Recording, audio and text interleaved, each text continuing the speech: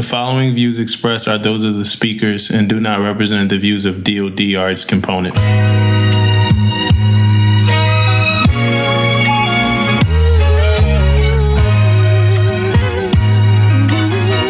Pay attention, because you are now listening to Permission to Speak Freely.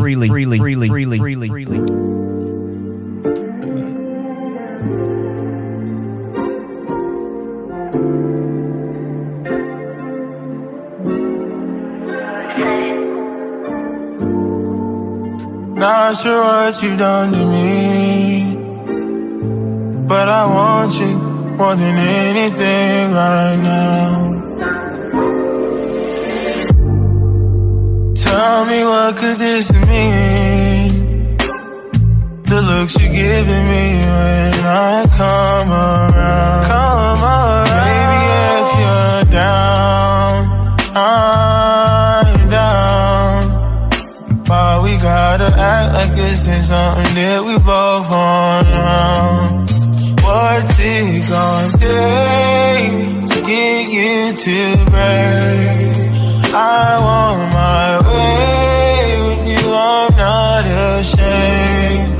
Cause we can't just keep acting like it ain't nothing on when I want you. Can't ignore the facts, cause I'm knowing that you want me to. I'm trying to figure out why. Sorry if I'm coming. Hey, Kenny, man. You brought begging back. I love it, man. I love it, man. That's that 90s R&B in the rain, even though you did it on the beach, but in the rain, bringing begging back, man. I love it, man. What made you write that? I don't know, man. You know how it be when you be out to sea. I don't know. I get in my bag. A little motivation. Had a little motivation. Yeah, I was going to ask you about that. We got to go straight into like the update. So I saw you on Instagram, like in the ship store with a bunch of snacks, you know, bagging. Yo, the cigarettes in the back, got the Newports. Bagging the boat food. You know, so I need to it's been a while since I've been on, not really, but I need to update on what relationship life is like on the ships nowadays, man. Oh man, I couldn't tell you. I couldn't tell you on the ship. I don't participate in those. I know you hear about them though. Man, yeah. You know, here I'm on a destroyer, so you know it's a smaller boat. So yeah. You know, I always wanted to go to a carrier or a bigger boat, but because the small boys is like, you know, everything just get pat like. So I mean. Yeah, it get wicked. Yeah, especially on them small boys. You get lifelong, lasting relationships on them small boys. It's actually crazy. Like, I think, when I was in boot camp, they were saying like the camaraderie, and like I see it now though. Like I see it now. I'm real close with my LPO and my like my coworkers in my division. I'm real close with them. Yeah, so. Damn, y'all don't even call them shipmates no more, huh? Y'all call them coworkers, man. Yeah, I mean, I probably should say shipmates. I didn't even think about that. Yeah, that's mine. No, it's probably just me. I'm probably just unsat a little bit. I ain't gonna lie. I'm just unsat a little bit, but yeah, like, they're my boys, so like. Yeah. What's your rate? I'm RS. Best rate in the Navy, you know? Oh, okay. All right. We cool it, you know what I'm saying? So as an RS, like what's your specialty as an RS? What's the best thing you do? To be honest, I really don't do anything like in the grand scheme of things, like I play a major role, but like if I tell you my daily tasks, it's nothing crazy. Like I'm the ship store operator, so I just be sitting in the store, I'm scanning stuff. We fill vending machines, we do laundry. What else do we do? So you don't cut hair? I cut hair. Yeah, I cut hair. But my boy Sutton. That's all the essentials. What you mean? That's what I'm saying. Like we really make the boat go. You know what I'm saying? We really keep everybody supplied in general. Like, you know, the CSs because they cooking, S1 supplying everybody with their parts. So I'm really putting on for supply in general. But you know, I gotta represent S3 on the ship without supply. Yeah, sure. You know. So yeah. Yeah, but y'all like I feel like they the unsung heroes of supply. They like the third tier, you know what I mean? Because the CSs and the LSs, they like you hear them, you know them. Like RSs, they matter a lot because of the ship store, laundry, like all the morale shit. But you normally know the CSs, they in your face every day, right? Yeah. LSs, you gotta holler at them for supply. You know, the only ones that it really ain't no static. What is the? You never really got to worry about the RSs. They be hating on the RSs, but really the RSs we really be coming through for real. I ain't gonna lie, like we really be holding it down. Like the Kobe in the clutch. Yeah, we I feel like we're the most underrated. Like if there was an underrated rate, it would be RS. Because what y'all doing if the vending machine not filled? What like they going crazy if the vending machine not filled, if the ship store not open? Like every command I've been to though, RSs be getting mad awards though. Like RS, really? Like everybody be hating on y'all. It's because we really got. I'm like it's calm. Like you got to think about it. Like it's really cool. Like my job. I don't have like stress like going in like about my job. Like it's easy, and especially if you got like a good group of work shipmates that are with you. What would you call what do you call like people in your division? Like what do you call them? Like I don't know. I never really thought of. I used to like my bros or something like that. Yeah, that's what I'm saying. I never called them my shitmates. Like it never was like, hey, shitmates, let's go out. I got a good group, man. Like when I first got to this boat, I didn't know how to cut hair, but my boy Sutton and my LPO put me in the barbershop. I'm like, no, I don't want to. Come on, like I'm begging him every day. I'm like, take me out of here. Take me out of here.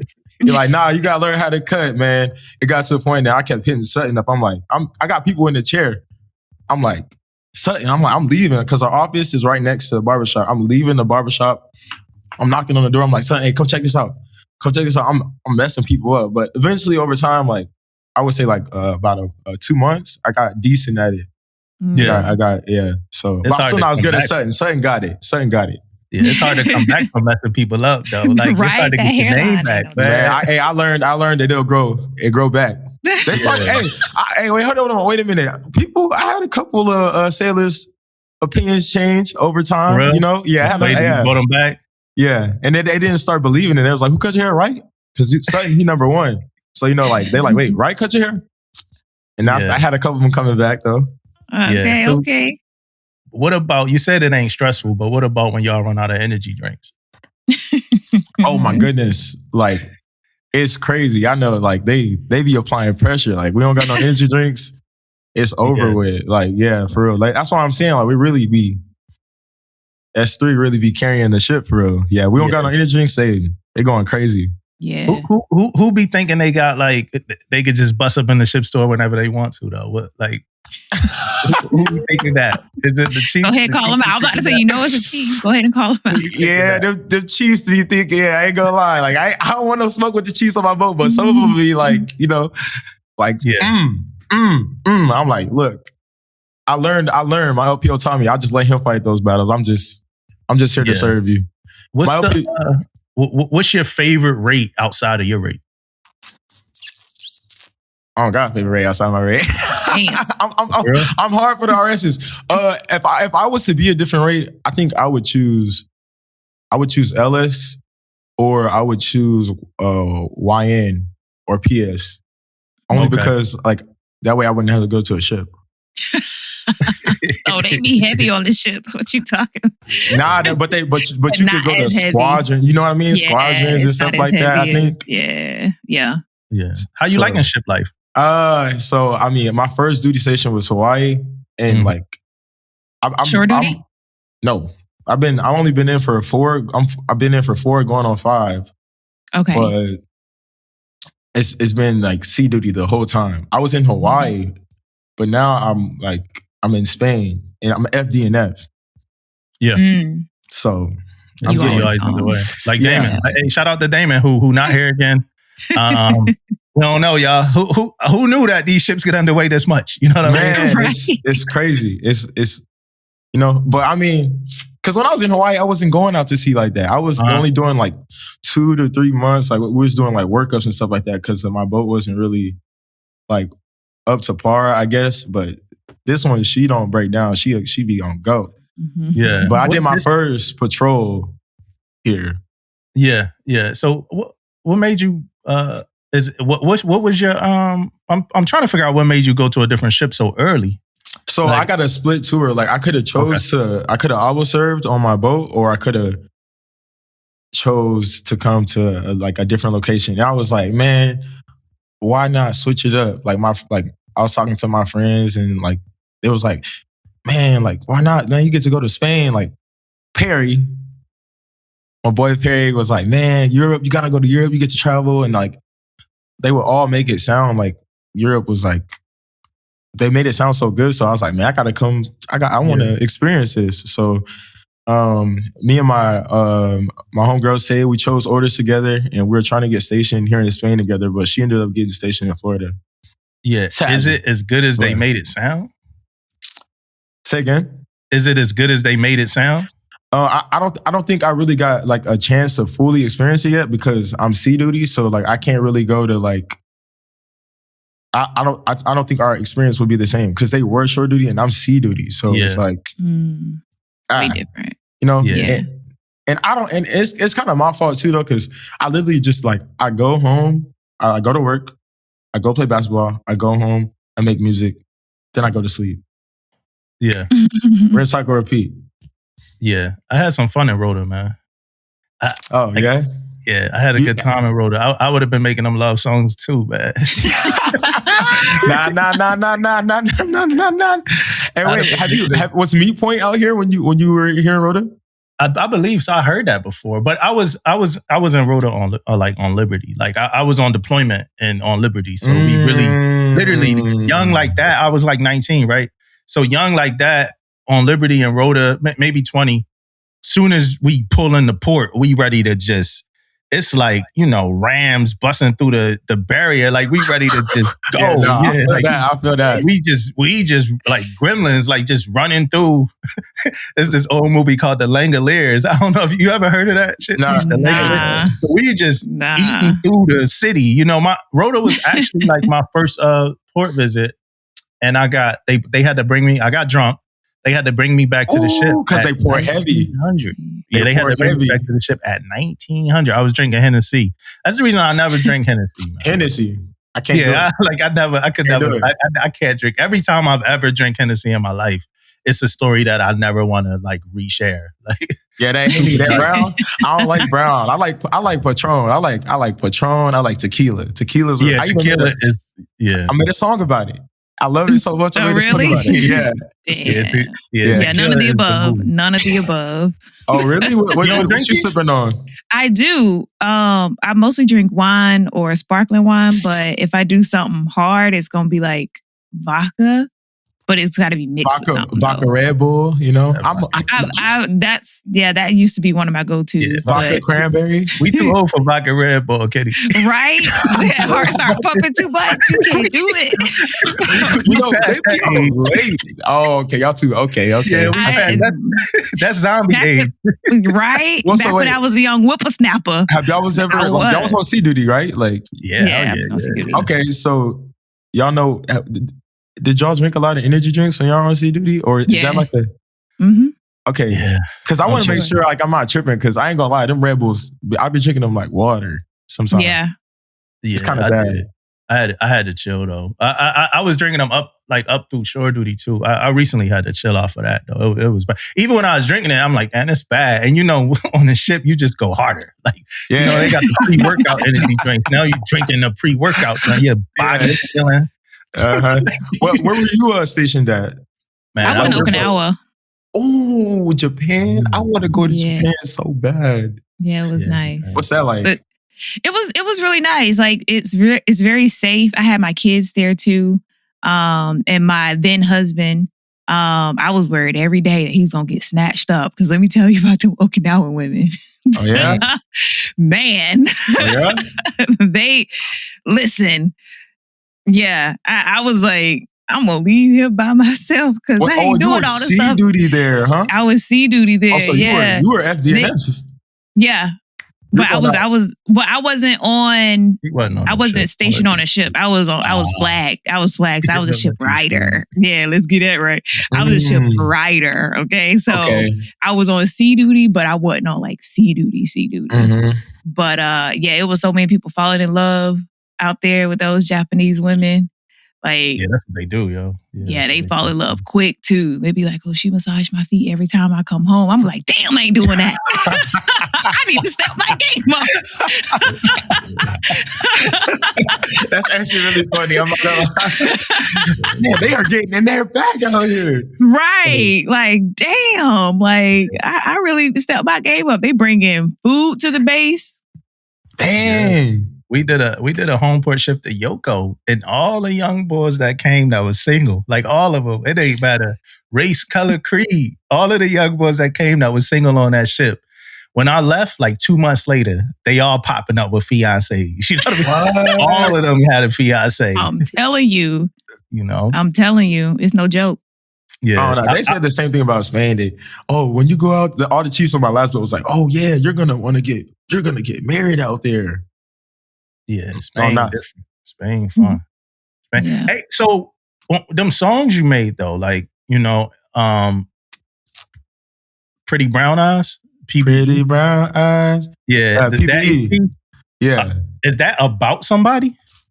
Nah. It's just a figment of my imagination. So what I like to do sometimes, I like to like find a subject, or because sometimes I'll be running out of like things to write about. So I like to find a subject, or you know what I mean? And I just happened to like, I was in the barbershop making a song one day. Like I was cutting and I heard a beat. It's like for just my type. And I was like, hold on, bro. Hold on. I put down the clippers, got my phone. Like, I know it's kind of bad. I was like, hold on. Thank God it wasn't the chief. And I'm like, and I do these little voice memos. Like my Snapchat memories is full of me doing like, me having the phone on my camera, and I was like, boom, saved it. I'm waiting for lunch. Like I get done cutting his hair. It's lunch. I'm like, bet, boom. I got my little setup. I set it up, and then I started recording. I think my LPO RS1 Dowdy, I think he caught me recording in there during lunch a lot of times. He came in there, he'd just look at me, he'll just be like, shake his head and then shut the door. I think he know like how much like music means to me, so he won't bother me like if it's free time. So I record that song at lunch, and I didn't really think it was good. And I mean, like usually when I'm cutting hair, I'll play my songs, and I was playing that song, and my homie Sutton came in there. He was like, "Who is this?" I'm like, "Oh, that's me." He said, "That's you." And then like he's like, "This is hard." I'm like, "You think so?" And then that's how I continued to make that whole patrol. Like I was like, "All right, bet. Let me see how far I can take it." And then so I happened about Pretty Brown Eyes, like damn near every song on that EP. It's something about Pretty Brown Eyes. Yeah. Except for What's It Gonna Take? That's the only track. It's 2 tracks where I don't hear you Pretty really Brown listened, Eyes. You really listened. Dang, you tapped in for real. Tracks where I don't hear Pretty Brown Eyes. What's It Gonna Take and What's It Gonna Take Sped Up. They the only 2 tracks out here Pretty Brown Eyes. So I'm like, because I'm trying to piece it together. I'm like, yo, is this like, so, you know, the first song, he got what's it gonna take? All right, this dude got a deadly desire for this lady. You know what I mean? Like he wanted bad. Matter of fact, where is that? Yo, what you say to her? He said, "But I want you." What's it gonna take to get you to break? I want my way, and I'm not ashamed. You know what I mean? So then we get deeper and deeper to like it seemed like they vibed. And then the last track on the album before you put the sped up version, it was like a Heartbreak joint. Like, yo, this, I feel it. I'm like, he didn't got it. And that's like the boat, the boat I'm like, this is a boat relationship right here. You funny, you put your game in. It's a couple other dudes. This is I'm out married. Hey, wishes, bottom barracks. By your room. Hey, you break it down though, yeah. Girl with the snacks. Yeah, then first class to scoot your ass. It is so. Yup. What's your rank? I'm on E4, but nice, I'm E4 over 4. E4 over 4 though. You know what I mean? Nice. And we finna get that little pay raise, so you know what I'm saying? Yeah, that little VA bump. Yeah. I've been studying for E5 though. It's crazy because I've been there for 4 years, but like I only took the test one time. Yeah. That's how I didn't. Did you come in as an RS? I almost didn't join because they wouldn't let me get RS. Oh, what dang. made you know RS was the thing to do? So my uncle was in the Navy and he was an OS, and he know, and like I like my last couple years of high school, I lived with him, and so like he's the reason why I joined. Yeah, he would always tell me about the Navy, and then he's like, nah, you couldn't, because I got ADHD, like I can't really like focus for real. And then he was like, nah, you can't be an OS. Nah, they'll take your head off. You got to be able to focus in there. And then like I was like, I want to cut hair, so I'm like, yeah, boom. What I would have chose if I had to choose something different, LS. I should have, because you can transition out of the military with that. Yeah, better than RS. But yeah, that's why I chose RS. And then when you was with your uncle, was this Texas? Yeah. Okay. Yeah. So, because you grew up in Texas, right? Mm-hmm. Grew up in Texas, and then man, you're a December baby, which is shout out to the December babies. I'm a December baby. Oh really? What's it? December? I'm December 7th though. Like way up, way up there. Where are you? 23rd. 23rd, right before Christmas. Capricorn? To be honest, I think I'm not gonna lie, I'm both. Okay. But I don't want to identify with that though. I used to be into like the Capricorn horoscopes and stuff. Yeah, but I've been watching this pastor named Philip Anthony Mitchell, and then he say that's demonic. So I've been trying to disassociate with that. Oh dang. Yeah. He's a good pastor, by the way. Baby. So how was Christmas for you coming up? I was the oldest of 10. So 10? So it was what it was. Like it was. You know what I mean? Yeah. No, my dad was a trooper, but like I always respect my dad though. Like my dad was actually like one of my highest role models because he all of us was together. Yeah. So it was 10 in one household. Yeah. I used to. Yeah. That's why I'm saying like people be asking me why I be so happy. So I'm like, man, like I used to get my remember one year I had got my clothes. We had got some clothes from the church. You know what I mean? And they had like the Toms, like the Tom shoes. You know what I'm talking about? I had to wear those to school. Man, I was sick. Boy, I was sick. Just until my dad could come through. My dad always ended up coming through, but at the beginning, it was tough. So like, but maybe that's why I just if I want something now, I get it. Like I don't even think about it. I want that. Yeah. I'm buying it. Swiping the credit card. Was it just y'all and your dad? And that's it? No, it was your mom? my stepmom. It was my dad, my stepmom, and then all of us. And then, but I wouldn't have it any other way though. I learned so much. Like I know how to cook. I could take care of it. Like if I was to have a kid, I'll be able to take care of a kid because I raised all my brothers and sisters. Yeah. You know what I mean? Man, you got some laps. Yeah. So I got a little something. And those are usually the ones that take a while to have a kid. When you have like a lot of my little brother just had kids. I'm not having no kids. I don't think so. I hope not. Yeah. Like I'm good. I don't need a little 2K. If I can't imagine having a little 2K. I think I would go all the way in. Like I think I would go all the way in like too much. Like I have my baby fresh for real. Yeah. So shifting from country to country, like, hey, shout out to the listeners. This is our Valentine's Day. Want to tell y'all that this is our Valentine's Day episode. There's no other way I would be wearing this hat if it wasn't our Valentine's Day episode. I bought this when my wife turned 30. Her birthday is in February anyway, right? With you shifting from like country to country and stuff like that, what about love life, dating and stuff like that? Like, how is it tough? It's yeah. Like we could say that. We could say it's definitely tough. It's not really a problem for me. I don't want to say too much. Talk that talk. Somebody listening. It's somebody. Yeah. I just think like I just think in general, like relationships in general. I was having this conversation with Sutton last night. Like being like over here is different because like people be calling like at like all throughout the night. Yeah. You know what I mean? So it's like the time zone is different. Like long distance between like even my relationship with like my brothers and sisters, my dad, my cousin, my brother, like like just regular family, let alone girls. Right. So it's definitely different. But like, I mean, I ain't never had I don't know. I like making heartbreak songs. It's kind of it's kind of weird. The whole Sorry Not Sorry is like, well, the first couple tracks, Sorry Not Sorry, bro, Heartbreak. You really did your homework for. I never had anybody really break it down. That's crazy. Yeah. Well, yes. you know, I gotta respect it because I made music. When I was your rank, your age, I made music. That was all I did. You know what I mean? So, what happened?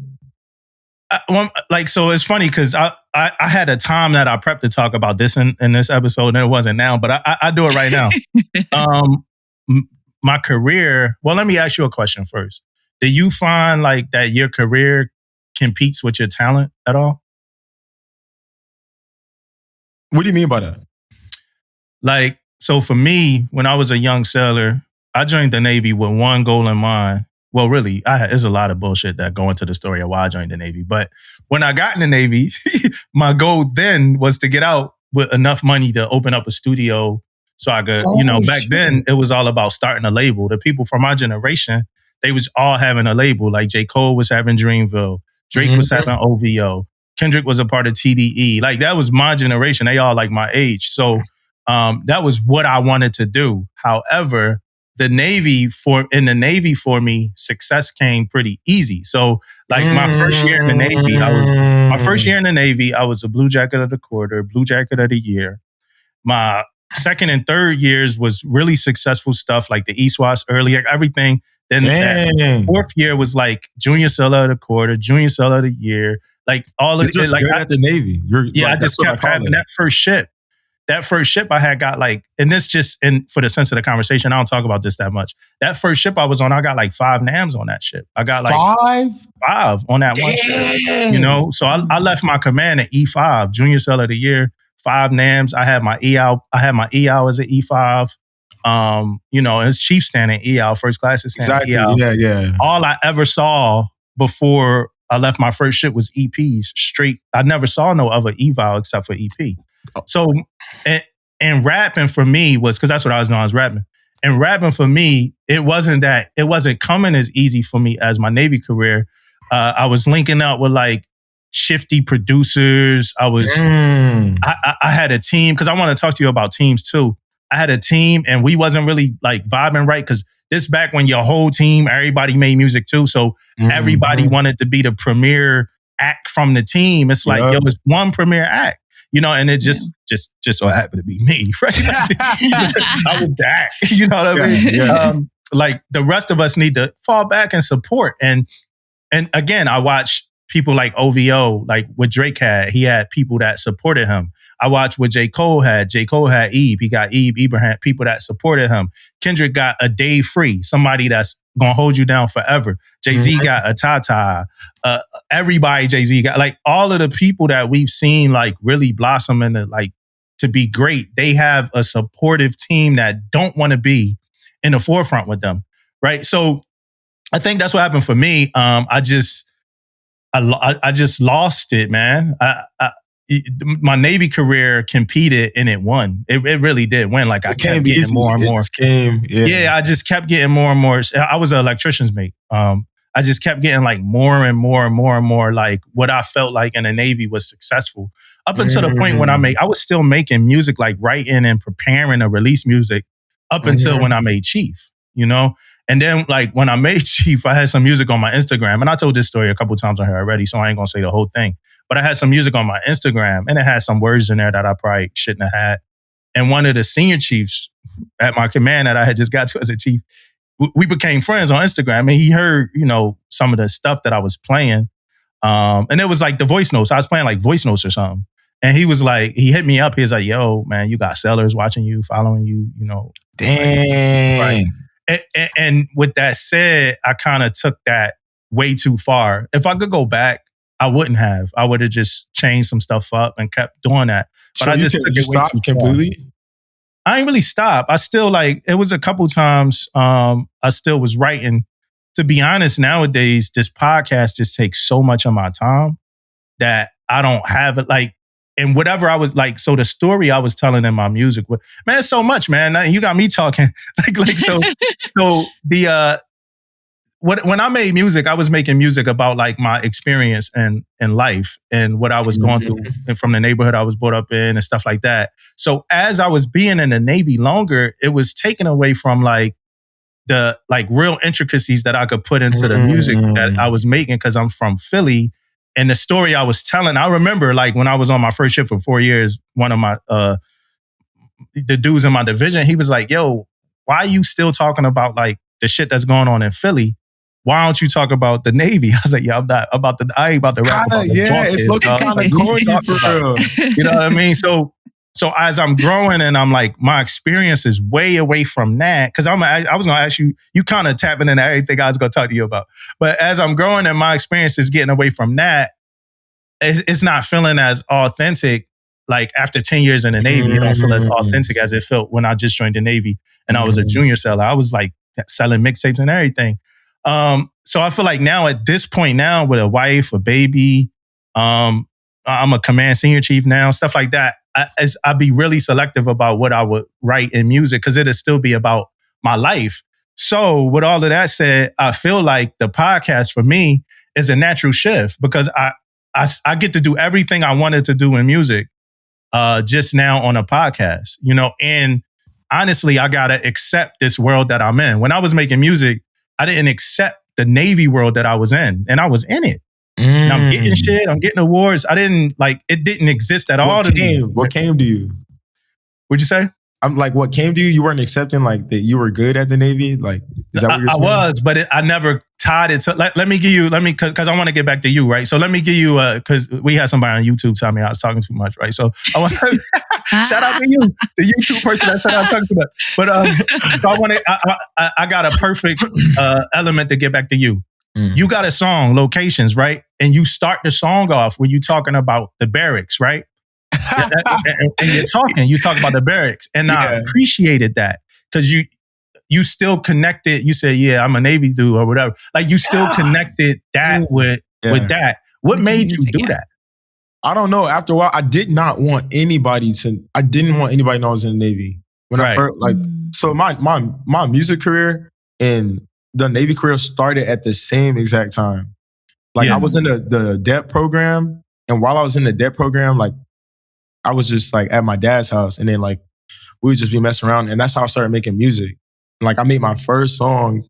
I'll never forget. I made my, I'm kind of getting a little bit off topic. I had made my first song and like the way that my dad was like listening to it and like the way that he was like, he felt about it and like how happy he was. It was crazy because it's like, he believed in me more than I believed in myself. Like he saw it before I can see it. And I was like, dang, like what? And like my dad literally played that song over and over and over. He going live on Facebook.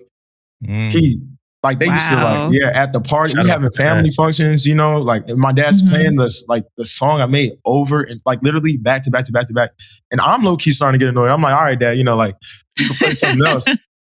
And like my family, like my aunties, everybody like, they're like, all right, like, yeah, let's switch the song. Like he like, nah, I'm playing this. And it's crazy. It's like, dang, dad, like my, like when I think about it, like, no, my dad really believed in me before. And then I was like, all right, boom. And like, I was in a studio session and this guy that produced for The Weeknd, I don't know who he is. I don't remember his name. He's an engineer. Like, I guess I was messing around in the studio. This is while I'm still in the delayed entry program. And he took me out and he was like, you see that man in there? Cause I went there with my homeboy, E-Man. He's like, you see him in there? He takes this serious. Like, you need to take this serious. Like, you got talent. You need to take this serious. And then I don't know, like since then it's just been a switch. And then like me being in the Navy, I don't know. Like one day I saw Charles. You know who Charles is? The comedian, the Navy comedian. Yeah. Yeah. So Sam, I didn't even know that. Yeah, so Charlie. Yeah. Okay, Charlie. Yeah. I seen that he had posted a video of him in the bathtub. Or like the shower head, and he got the headphone, he in his uniform. And I saw like, I was like, oh, that's funny. And I was like, well, this is actually me in real life though. So then I did a video which it started going like, it started getting traction like this year. It's actually kind of weird. I reposted, but I did a video like that. And then I don't know, I just started being like real authentic. Like, I don't know, like I kind of accepted the fact that I'm in the Navy. It's kind of crazy because it's low-key the opposite. Yeah. Like everything that you said for you is the opposite of me. My music, I'm going up. My Navy career, slowly, not really. You know what I mean? Like I'm not getting an EP. I'm working hard though. Like I'm a hard worker. I'm working hard. I don't know how to do. I'm not good at like the I don't know what you call it. Multitasking, like being able to focus on both. Nah, what do you call it? Navy. I can't think of the name right now. You ain't Joe Navy. He ain't Joe Navy. You know what I mean? Like I'm not. Yeah, I'm not good at playing the game. Like I'm really not. I've gotten better. I'm just not good. That's why I say like I'm not good at the Navy. Like I don't hate the Navy, but I'm not good at playing the game. Like I'm just like autistic. And then like once I accepted the fact that like I was like in the Navy, and then like it was like, oh well, it's like this is my life. Like especially here, it really settled in. But that was like in Hawaii, it started settling in. Like I'm in the Navy and I'm making music. Like I really can't do anything about it. Yeah, I would say just like when I was doing it, like early 2007 to like, you know, whatever time, like social media wasn't what it is now, right?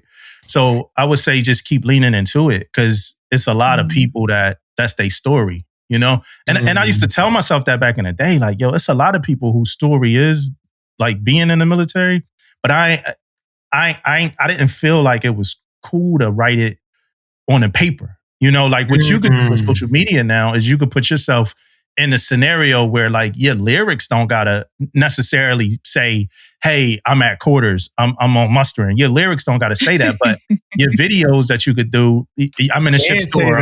You seen that? Yeah. You seen that? Yeah. So I lean into it because that's the like, because if you don't, and that's the thing, like if you don't lean into it, it's not gonna blossom. Because like your real life is being in the military until you're not. You know, so it's so hard when you're trying to just not cover this whole aspect of your life, right? It's just so hard because that's most of your life. Literally. You know what I mean? It's breathing into, you know what I mean? Like I don't think that I would be able to be like, as far as I am in my music career, I don't want to say that. I don't think I would be able to like fund it. Like, you know, like because, you know, the Navy pays, like that's my job. Like I'm in the Navy. So it's paying for all my mixes. It's paying for my music videos. Like, I mean, when I was in Hawaii, I would get out of work and I would Uber. I was falling asleep on the highway. Like that's why I'm like, I wanted, like, it's like a real passion. Like I was falling asleep on the highway, Ubering, because I was Uber eating. Like, oh, you was doing Uber Eats? Yeah, I was matching my Navy check. Yeah. Oh, dang. Yeah. So is that why you have a video, I think it's on TikTok, where you mentioned in the video that being in the Navy is a cheat code? Is that why you said it's a cheat code? Because it pretty much funds it? Yeah, I say it's a cheat code because it's like, it puts you, like you meet all these other people. I remember somebody told me this on my last ship. He's like, you meet all these other different people from different parts of the world. It's like, I'm not just, like if I stayed in Texas, like my music would just only be in Texas. But you know, like I was stationed in Hawaii. I met people from Atlanta. I met people from all over the world. And you know, like those people that like my songs and they stream my songs, you know, it's like I'm branched out, like I'm everywhere. I'm not just in Texas. And then, I mean, you know, like, I don't know. It's just, I feel like it's just a cheat code because it like, you have security also because you guys spend a lot of money. But like, you know, like I'm not worried about blowing, like I'm not scared to spend money because I know that I'm good. You know what I mean? Like I can go sleep on the ship, or I know that like my house, like my rent's going to get paid because the military gives me money to pay for my house. So I can be a little bit more risky with my money. If that's the case. Yeah. And I can feel what you're talking about when you say like going to different places. Like I can hear in your music like different genres, like the influences of different genres and stuff. And I just think that's like so cool. Like the way you enunciate some of your words, it like gives it almost like a pop feel sometimes. And I can tell it's kind of intentional. I was like, that wasn't like that was intentional the way he did that. And then like you have the guitar, so that kind of gives it a whole nother mood. And like you on the ship, Yeah, you It's on so the wild. ship in uniform. You got a dude beside you in uniform playing a guitar. He don't look like you. So, you know, I think that's just like very cool, very different. It's the Navy in general, you know, and that's a different aspect that it just makes you very unique, you know, because in the industry, everybody kind of look the same, you know, they sound the same a lot of times. And so you give this unique story, and the way you tell your story and the visuals of your story look different because not everybody in these flashy clothes or, you know. Yeah, we had cover people in uniform. Like what? Like, man, it's crazy. It's so crazy to me because I really did not. I was like, man, I don't want nobody to know I'm in the Navy. Like, man, but it's like, it's kind of like, it kind of is helping me. You know what I mean? And I think it's because of like what y'all are saying, like it's authentic, it's real. Like I got videos on TikTok of me like me promoting my song before quarters. And like I'm literally promoting my song before like I have to go to quarters real quick. And that's just a video of me singing my song. You know what I mean? Like, and it's easier because I'm in uniform, so I don't gotta worry about what I gotta wear and everything. It's like boom. Like, yeah. Yeah, like, yo, it was man, I remember being a young sailor, man, and it was a dude on my ship. His name, Chris. I forgot his last name. He's a wild dude. Like, this dude was a wild dude. Like, I remember he fell off a ladder, broke his leg. Like, I'm laughing now, but like, it was funny. I forgot why it was funny, but it definitely broke his leg. He was doing something. But he could draw. And he could draw his ass off. Like he should not have been in the Navy, like, with the talent he had, but he just was in the Navy and just gonna be in the Navy. You know what I mean? And like, so I always think about people like him, my younger self, like other people who like just got like, it's people in the military, just like it's athletes that can make music, and like it's people all over that got, you know, all this talent. You know what I mean? And I think it's good to be, so for you, like I also think for the Navy, it's a good like recruiting tool for young people. Yeah. Some people like, hate it. Like, you know, like the videos in uniform, some people don't like it, but I always try to tell them like, look, I'm gonna make my music no matter what. Like, and me doing it in uniform, it's not me. I'm not trying to bring the Navy down. I'm trying to show y'all like you can, like, yeah, I'm in the military and I'm still, you know, making music. Like you could do both. You like the military doesn't define you. Like they still, I think it's a common misconception that you just, if you're in the military, you don't have a personal life.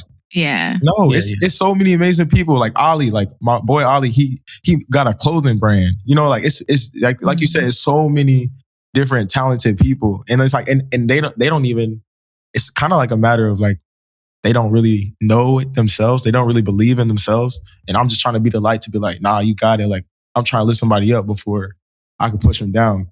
You know? Yeah. Right. It'd be low key like people were like owning like 15 properties. I got like somebody I know, some lady, you know, my homegirl, she got like buildings, properties, first class. You know, she probably got more money than her department head. You know what I mean? Like it's mad people, mad talent, mad abilities. You know, we are way more than just the uniform that we wear, man. And so you know, that's another major reason that I really wanted to talk to you, because these videos, man, just connecting with sailors, man. Everybody done that. You know, ran up the card, you know what I mean? The Navy cash card on somebody. You know what I mean? And tricked out the Navy cash card on somebody. People done done that. You know what I mean? That's a real thing. That's a real thing, man. You know what I mean? It's real, That boat boo life is real. Like, are catching somebody, catching them soon as they check in. Like, it's the mad race to see who gonna get the person. That used to happen on the ship. Don't nobody want to speak about it, though. Don't nobody want to speak about it, though. That used to happen. It's a real thing. You know what I mean? It's crazy. Have you ever made a song and then somebody came to you like, hey, like someone like a friend or something, and you knew their story and they thought that your song was about them? Oh yeah. Man, so I do that. I literally be asking my friends like sorry, not sorry. My homegirl says she was kind of going through like a similar like situation. So like, and when she would talk to me about it, like I would just be like, okay, bet, cool. Oh, so that's how you feel? And then what did you, like, you know, I'm really interested in the story. Like, I think it's kind of selfish low key, because I'm like, I am interested because I'm a good friend. You know what I'm saying? But I'm like, ooh, this is fuel for the, you know what I mean? And you never know. Like, I could talk to one of my friends or something. I'll be driving home and then boom, like I put on the beat and then I have the idea, boom, here I go, record it real quick. And I go in all my songs, there's only like a handful of songs that I didn't make either inside my barracks room or on the ship. All my songs from that I've dropped this year or 2024, except for Villains and for Patron Casamigos. PBE, I recorded that on the ship. Every last song. Crazy though. PBE on the ship is crazy. It don't sound like it, man. Yeah, we came a long way, man. That's what I'm saying. Like, I don't think y'all really had like. I think I'm blessed. I think God blessed me like to put me in a position to where like I can record off my phone. I record my music on my phone too. Mm-hmm. You know, like I record off my phone. Yep. I get social media. You know what I mean? Like I'm just blessed. You know, yeah. You know, we just had like the Blueberry and Sidekick like that. Was you weren't about to record nothing off the Blackberry? Yeah, you were about to record nothing. Not like, for real. Yeah, we would have to go to a studio. You know, studio costs money, so now you're paying for studio time. And then like, all right, you pay for your studio time. Now the quality of your record is contingent on the ability of the engineer, right? So you could talk to some engineers who just don't know how to do like small things. You know, you got a vision. I had my fair share. Yeah, you got a vision, but your engineer, hey, chop and screw this part. Your engineer, like, you know. So then after that, you got to mix and master. You know, you got to. It's just a lot. And then I used to play too much as far as like not owning the instrumental. Like when I was a young person. Like I wouldn't own it. Like I would rip it off YouTube. Back in the day, they used to have beat tapes and all that. So I like, it's like I can't even make money. Like what you able to do, like, is I can't like I got some old projects that I would love to put on streaming, but I don't own none of the records. So I'm like, I can't even really put these out. You know, they don't got like the leasing, like the you could lease. So now you buy something, you could lease it and you could put it out. You know, you credit the producer, you could lease it and you could put it out and stuff like that. So that's what I do. Like BeatStars and all that. I think that's where it's at nowadays. Because you could still make, you know, profit off of it. But being able to just go to a ship and be underway with the waves hitting the ship, especially a destroyer, and record a song and it don't sound like you on a ship, to me is crazy.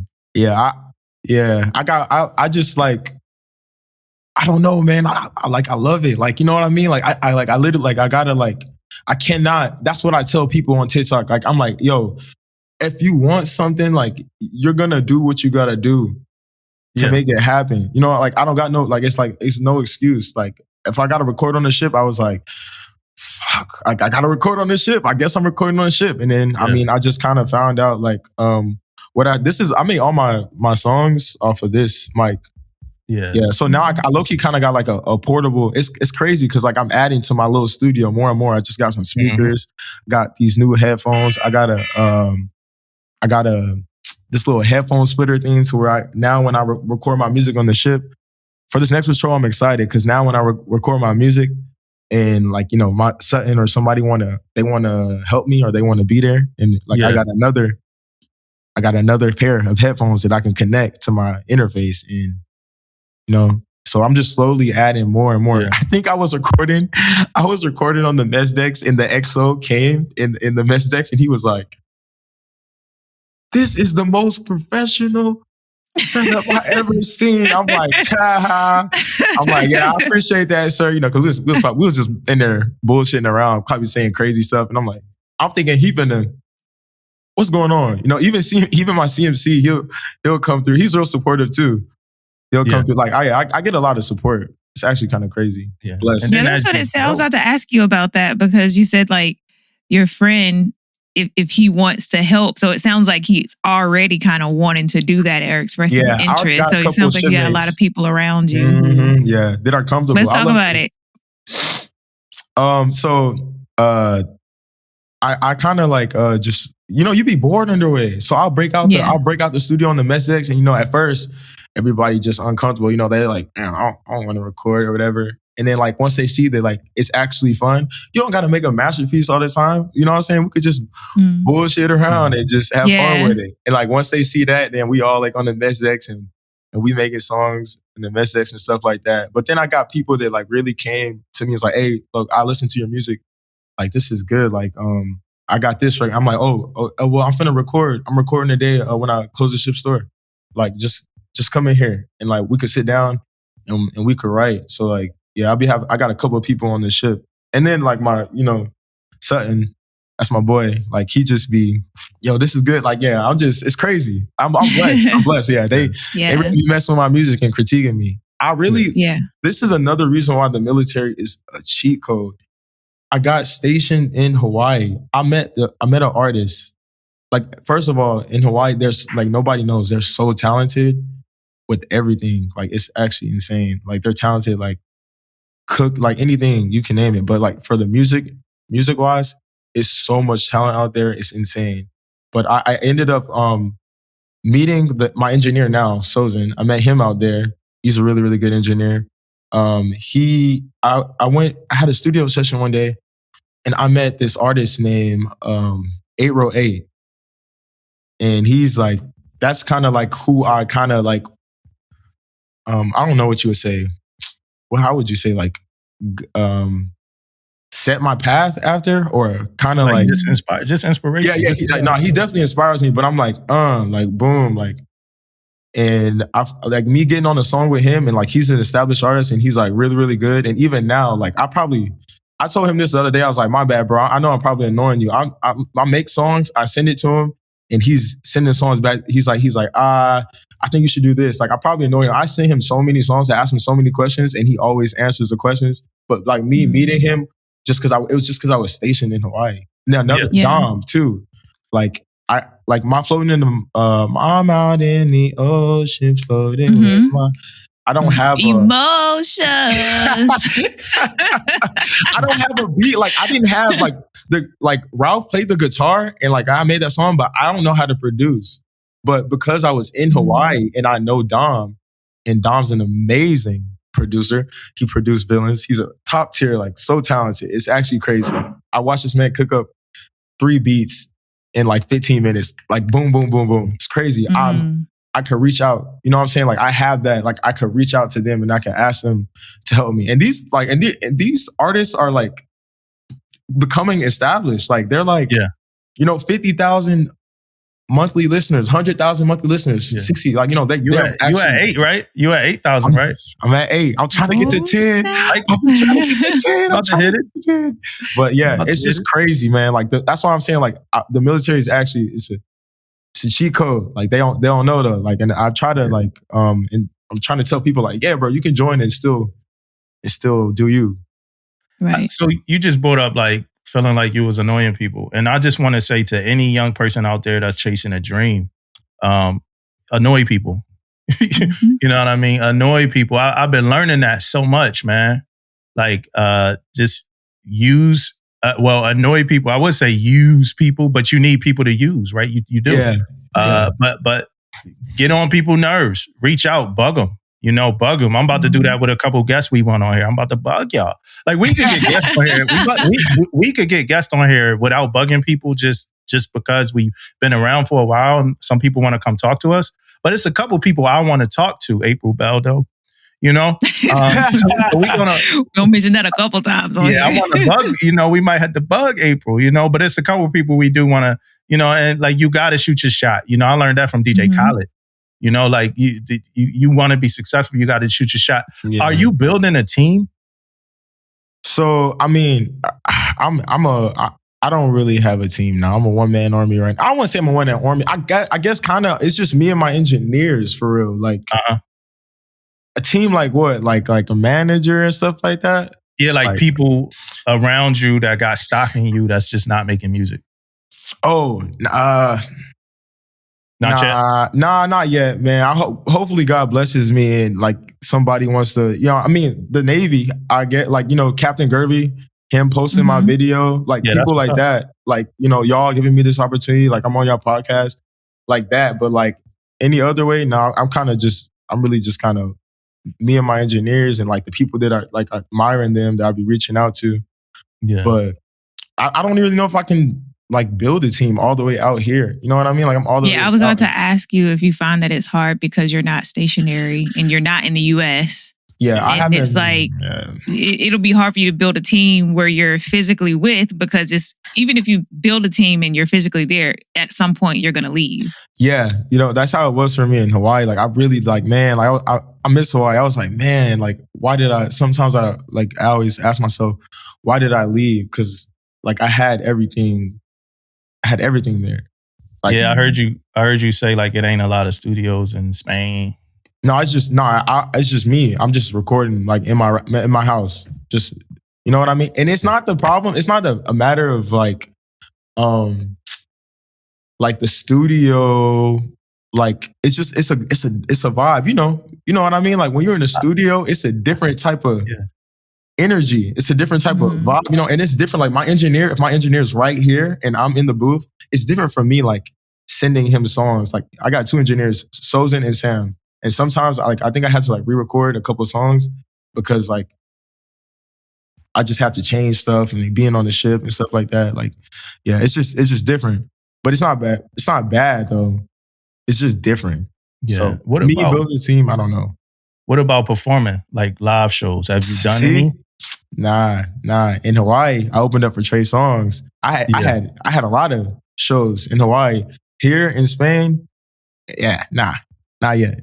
Yeah, so you good. You don't like that was another thing for me. I wasn't that comfortable on stage. So, and I never got over it. I never got on stage enough to get over it. And I used to see everything. So when I get on stage, I see everything. I don't know how you are on stage, but I see and I hear every little thing. So, and I'm super critical of myself anyway. So I'd be more critical of myself on stage. So then I remember blacking out on stage, and blacking out. Yeah, like just like I'm doing a rhyme, but one of my boys, now mind you, you know, I'm super confident and think I'm the best ever to ever do it. And I'm on stage and I'm going, and one of my boys tapped me. He like, yo, bro, you not on beat. I'm like, but I'm blacked out. I'm off beat. You know what I mean? So it's like, damn, this is the world's chance to see. And I'm messing up, you know, but it was a couple other times I've been on stage and I did good, but you gotta build that. Like that's a muscle you got. Stage performing is a muscle that you really gotta build, you know what I mean? Right. Yeah, so you said you did some in Hawaii? Oh yeah, I did like a shout out to Juju. He always put me on a lot of shows. Like, and then I'll just do a lot of shows in down like in Chinatown and stuff like that. And then I got the opportunity to perform, open up for Trey Songz. I remember that. I would never forget that. Like even just getting on the stage and I see like you know, it's like, yeah, like I don't know. I'll just be like, hell yeah, like I'm here. Like I don't, like even if you mess up, like it's kind of like a matter. You just got like, it's like I'm like I don't care. Like what's up? Like what's happening? I'm here. Yeah. Like let's do it. I'm talking. I'm talking to the crowd and stuff. It's actually crazy because I after I opened up for Trey Songz and I was standing behind the stage and I was just watching him perform and I'm just taking notes. I'm like, he's a really good performer. I'm just like, And his manager seen me standing there, and his manager was like, hey, he kept saying what's up. I didn't know it was his manager. He's like, oh yeah, like what you doing here? I was like, oh yeah, I just opened, but I want to talk to Trey. He's like, I don't know, man. I see what I can do, and like I ended up waiting like 2 hours, almost 3 hours. Yeah, I was like chasing. It was crazy. I was chasing this man, like for real. Like he came in an SUV. He parked behind the stage because this was like an outside concert, and I'm like, all right, bet. They start moving the SUV. I'm like, oh my god, like hold on, maybe I gotta go on this side. I'm like, I'm looking at the manager. I'm standing on the side of the stage. You know, Trey. He's like, yeah, I just want to thank y'all for coming. He's saying goodbye to the crowd and everything. And I'm looking at the manager. I'm like, hey, don't forget about me. I'm like, hey, yo, hey, remember me, right? Yeah, like you remember.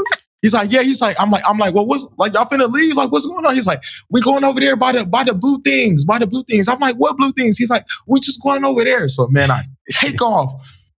I'm running over there. Like, I'm like, he finally leaving the SUV. I'm like, what blue things or whatever. I jumped the gate. I jumped like this little gate thing. because they wanted you to go around. I was just like, nah, man, I'm not going around. And he pulled up, and then the security was there, and it was like it was in the cut, and I'm just like, I'm waiting in the cut already. I'm knowing he's gonna come down. Yeah. He come down. I see the manager. I'm like, hey, don't forget about me. Remember? I'm just making sure he know. You know what I mean? Like, I'm like him again? Yeah, you know what I mean? And then like the security, he's like, all right, it's so much going on. You know, the manager's he's trying to get Trace on his food. You know, it's the girls is there. You know, like the security, they moving all the equipment. And I guess one of the security guards come out and like he's like, nah, yeah, we need everybody to go upstairs. And like I see the manager, and I'm like, nah. He said I'm good. Nah, I'm good. I was like, nah, he said I'm good. And I'm like, boom. I ended up going up, and then I was like, you know what? Because I ended up having to leave, and I was like, you know what? I'm just gonna wait. I'm just gonna wait here. Like I'm gonna wait. I almost fell asleep, and I was just sitting outside, and the manager came looking. He came looking for me. I was like, oh, he didn't forget about me. He's like, come on. So then I met Trey Songz. I dabbed him up, and then and that was a really cool experience for me. And then he was just giving me like advice. It was like he a pretty cool guy. Like he cool. And then even his manager, after I was chopping up with the manager, he was like, man, you could do this. Like, you know, we just from VA. And then like, yeah, that was a great experience for me. It was kind of like a little milestone. Like, all right. Some affirmation. Yeah. So that was real cool though. But like, even like seeing all those people in the crowd, it's crazy. It's crazy. That's what's up, man. Do you take this? This ain't music. This is a regular question. Do you take pride in being a '90s baby? Yeah, you did your homework for real. I'm like, I don't know. I'm like right there. You 99. You know, exactly. Like I'm like, I don't. I mean, I'm 40. Yeah, I'll be like, no, I'm in the '90s. Like y'all, I ain't with the millennials. Like y'all got it. Like y'all 2000s. Yeah, that's crazy. Yeah, so I'm for the '90s. I try to like, you know, I try to ease in there. Usually everybody that kick me out, they be like, nah, you wasn't. I'm like, all right. Yeah, I think you touched on this a lot while we've been talking, but for you, what's the difference like in your writing and recording processes on the ship and off the ship? On the ship, I'm having to I have to stop a lot because of the 1MC. You know what I mean? That was a question that I had earlier. Like, it'd be like, what's the flight? You know, the flight quarters. I think it was in one of my songs I was recording. I liked it. I wanted to keep it in there, but my engineer ended up taking it out. It was like, you know, like the little whistle thing. It was in there. I'm like, bro, now I got to restart.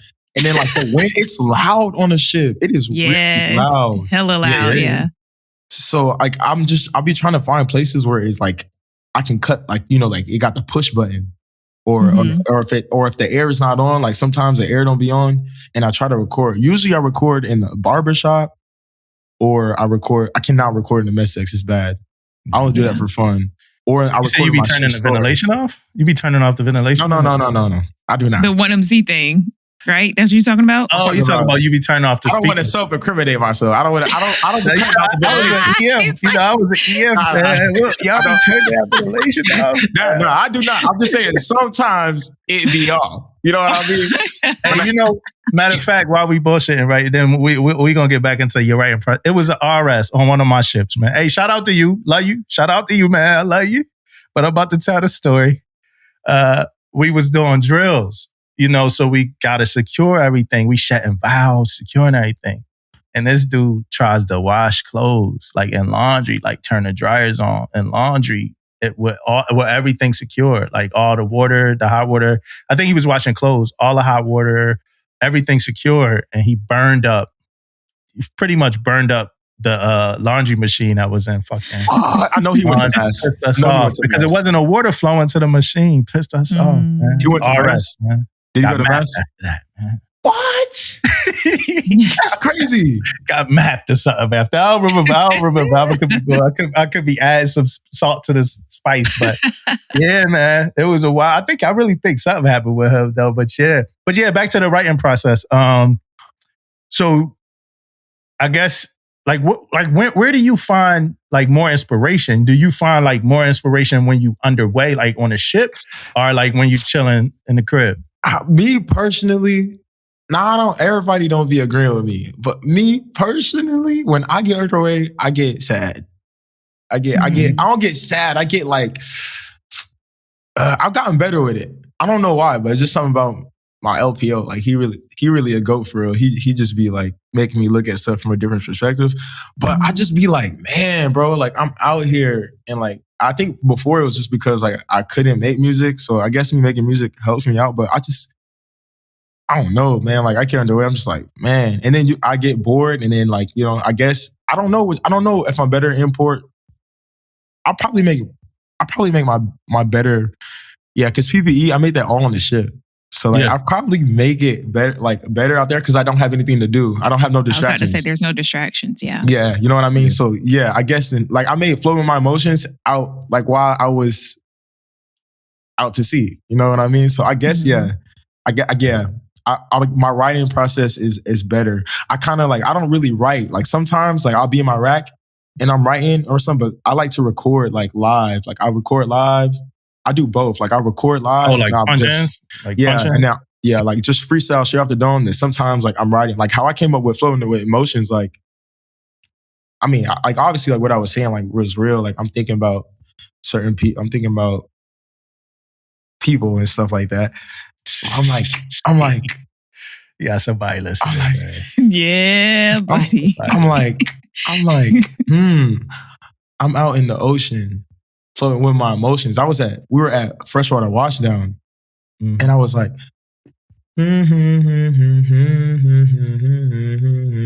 like I just came up. I'm out in the ocean, floating my emotions. Then, but when I was in Suda Bay, like the previous port visit, my homie Ralph came up. He's like, hey, yo, I play guitar. If you ever want to get together, we could do something. So I end up going, I find him and I'm like, hey, look, I got, like, let's make a song. And then, I don't know. And then like, we kind of just sat down and every day, like at lunch, like I'm closing the ship store. I'm headed straight to where he's at. He break out his guitar. We're at lunch and I'm just practicing. Boom, boom. I'm in my rack. I'm writing and I'm like trying to be real meticulous and real careful with my words. So I think that song might blow up. I'm not going to lie. Yeah. I'm waiting for the beat to get produced. That's the only thing that's holding me back. I got to keep lying to these people. They're like, "Where's it at?" I'm like, "It's coming soon." I don't know when it's coming. my boy Dom just got signed. He flying to New York to do performances and stuff like that. I'm hitting him. That's another person I annoy. I'm like, "Is the beat done yet? Is the beat done yet? Is the beat done yet? Is the beat done yet?" He's like, sorry, I'm busy, man. I just signed. I'm not. It's cool though. I keep talking about that because it's so cool to me because I'm like, dang, I'm talking to people that are like signed and they like, they real deep into the music industry. And so it's kind of cool. Yeah, and he like be like around Kehlani sometimes. So, you know, I feel like I'm like that. Have you ever thought about how, as you continue to grow, how you're going to balance the Navy with the music? Like as you start to have to travel and stuff like that and do performances here and there. If my music gets to the points where I gotta travel to do a performance or something, I'm out of here. Like, what? Like, come on. What am I thinking about? Like, there's nothing to think about. Like, there's nothing wrong with the Navy. Don't get me wrong, but come on. Like, y'all been on ships. Yeah. Duty days. What you think about duty days? I've been on. Tish, you got to come clean, Tish, man. I think you got a lot of time. I don't have a whole lot of CD. I was a LN. Am a LN. So, you know, we don't be on ships like that. And when we are, we live a very posh type life. I've never stood duty on a ship. What? Yeah. I have. You're blessed. You're blessed. I am. And I always wanted to be ship's company so that I could have my own stories. Because I was like, I need my street cred, I need to be able to get on these ships so I can talk about it too. You know, I just felt like I was missing something. And everybody kept being like, nah, like you good, you not missing nothing. I was even trying to, like, my last duty station, before I retired, I was like, if I can just get to a ship, I know I'm going to retire, but just put me on a ship. I don't care if it's like for a year or 2 years, just put me on there. They couldn't find one. And I was like mad. But people were like, let that shit go. You not missing nothing. Please. Nothing. So, I'm blessed. I lived a very corporate America Navy life. Yeah. I'll stay in for 20 if I had that. So I swear, I'll stay in for 20 if I didn't have to go to a ship. So what you think about duty? I don't stand duty anymore, right? Just because of my role. But when I did, I was just thinking about this today. I was at the gym this morning and they just built a Popeyes across the street from the gym. And I'm like, why the fuck would you build a Popeyes? Like, this don't go right. But, I'm like, it's Saturday. Then I'm like, I never want to work a Saturday in my life ever again. Then I was like, I was thinking about it. I'm like, well, in the Navy, I don't have to work Saturdays. Then I thought a little bit more. I was like, well, that's you do. I used to work Saturdays all the time because of duty and stuff like that. I was thinking about the Super Bowl Sunday and just it's an inconvenience, man. Duty is a super, especially like when you got to stay overnight and you on shore duty. My second command was a shore duty command, and we had to stay overnight. Like we used to sleep in our shops. It ain't like it was a place for us to go to sleep at.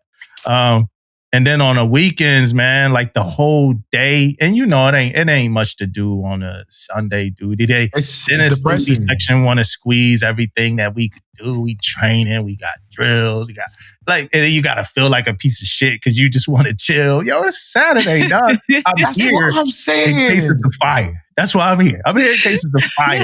Your division I got a maintenance heavy division. So back in the day, it's like, hey, it's Saturday, so we need you to install this and this on Saturday by yourself. Like, yo, no, I'm chilling. Why are we running drills on a Saturday? I'm fighting this shit. What's up, Kenny?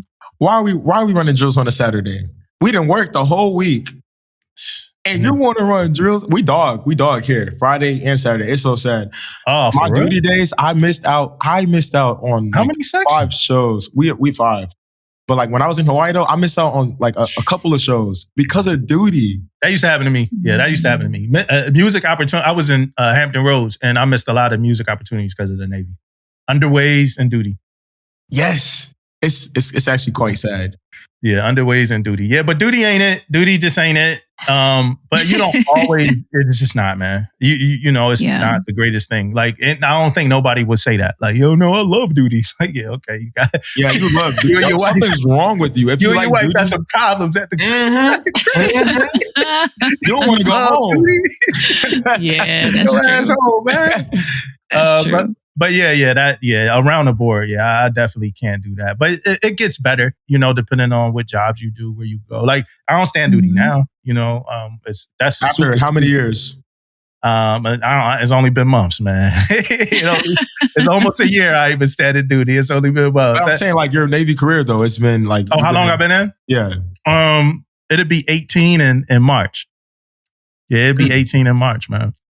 18. It's crazy too, like the time go by so fast, man. So fast. Like when I'm telling you. When I was your rank, time was going by slow.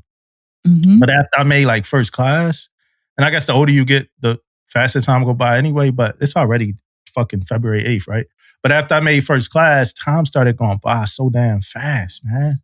What's it like? What's it like having rank? What did it feel like? I just want to know.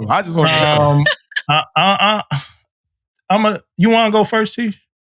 Yeah. I would say that there's a lot of weight to carry. With more power per se, there's also more responsibility that goes along with that. And not just in your professional life, but personal life, your image. You have to be very careful about what you say, what you do, how you're perceived.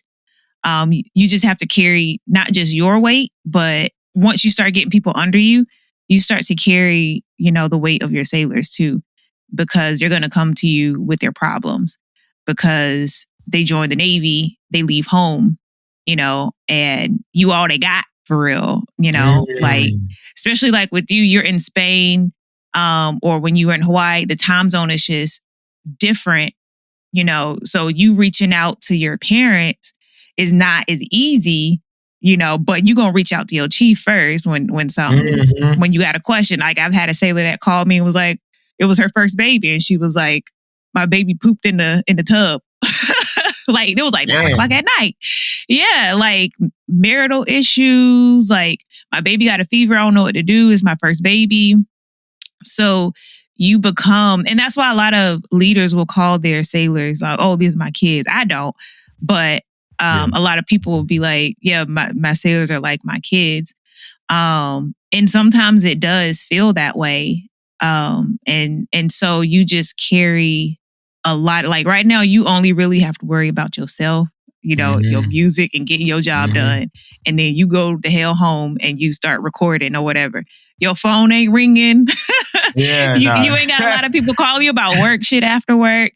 And so that's not really a thing. Once you start to put on rank, you get more responsibilities, and as you climb up, you also get more hungry too. Like you get a little bit of taste of success, and then you kind of realize how once you find your groove, you figure out how easy it is. And then it's like from there, it's just like you just popping like boom, boom, boom, boom. You found the Navy cheat code, and then you just start. It's really not. There's enough bottom feeders to where a lot of when you look at people, it's like you don't really have to be all that great to be successful. Okay. You really don't. Once you find your groove that's particular to you, not everybody's recipe is the same. But once you find what works for you, and then you start to blossom, it just kind of becomes a lot easier, and you just kind of get addicted to it. Like, oh, this bit, like, and it becomes fun. The Navy becomes part of your everyday life. It becomes fun, and it's like I'm doing this. I have to do it, but I also want to do it. And so I think that there will be, even though you have your music career and you love it, there's going to be times where it's just like, I love this Navy shit too. Maybe where it's like, I love this Navy shit too.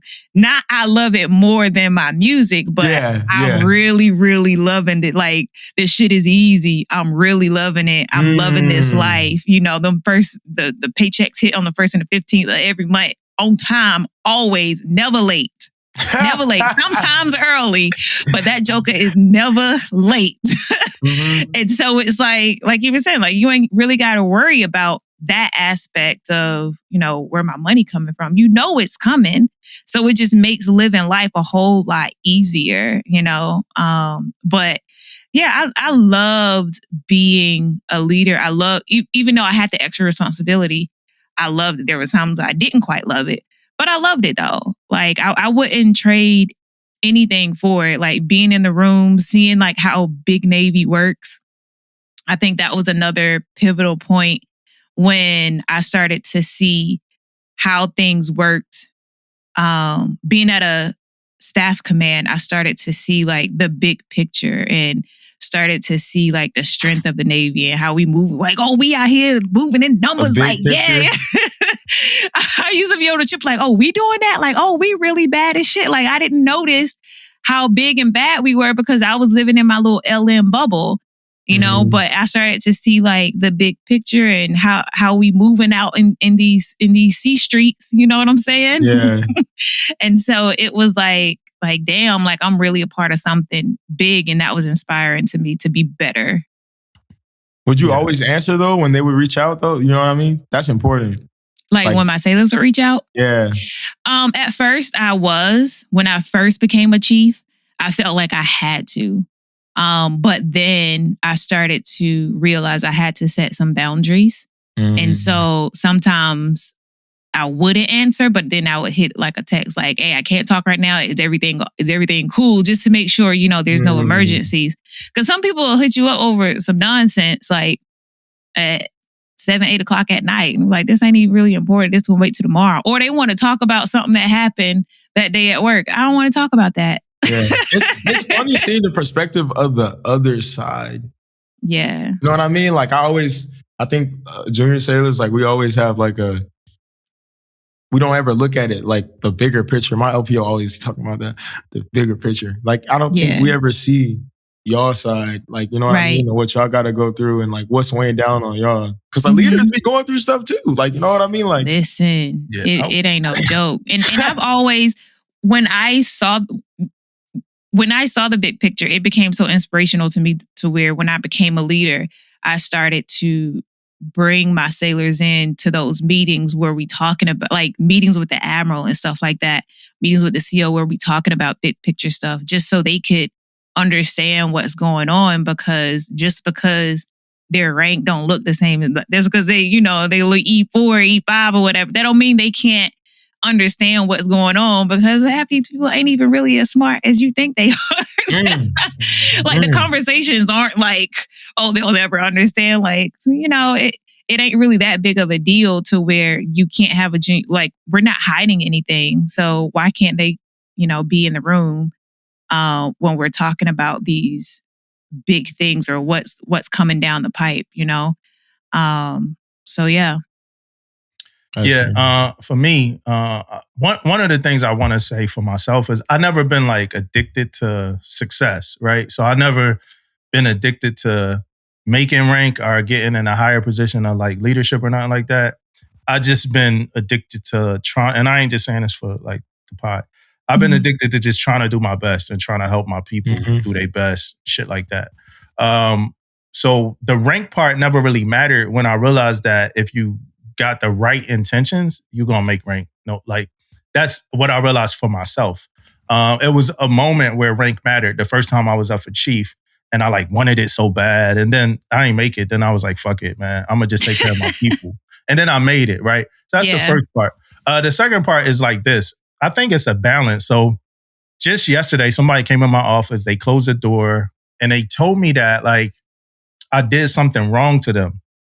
And man, like what it was for me was a 30-second exchange of words, right? Like, and I ain't gonna go into what it is. I got my own thoughts about it, like in hindsight after we had the conversation. But what it was a 30-second, for me, it was a 30-second exchange of words that I would never remember after I said it.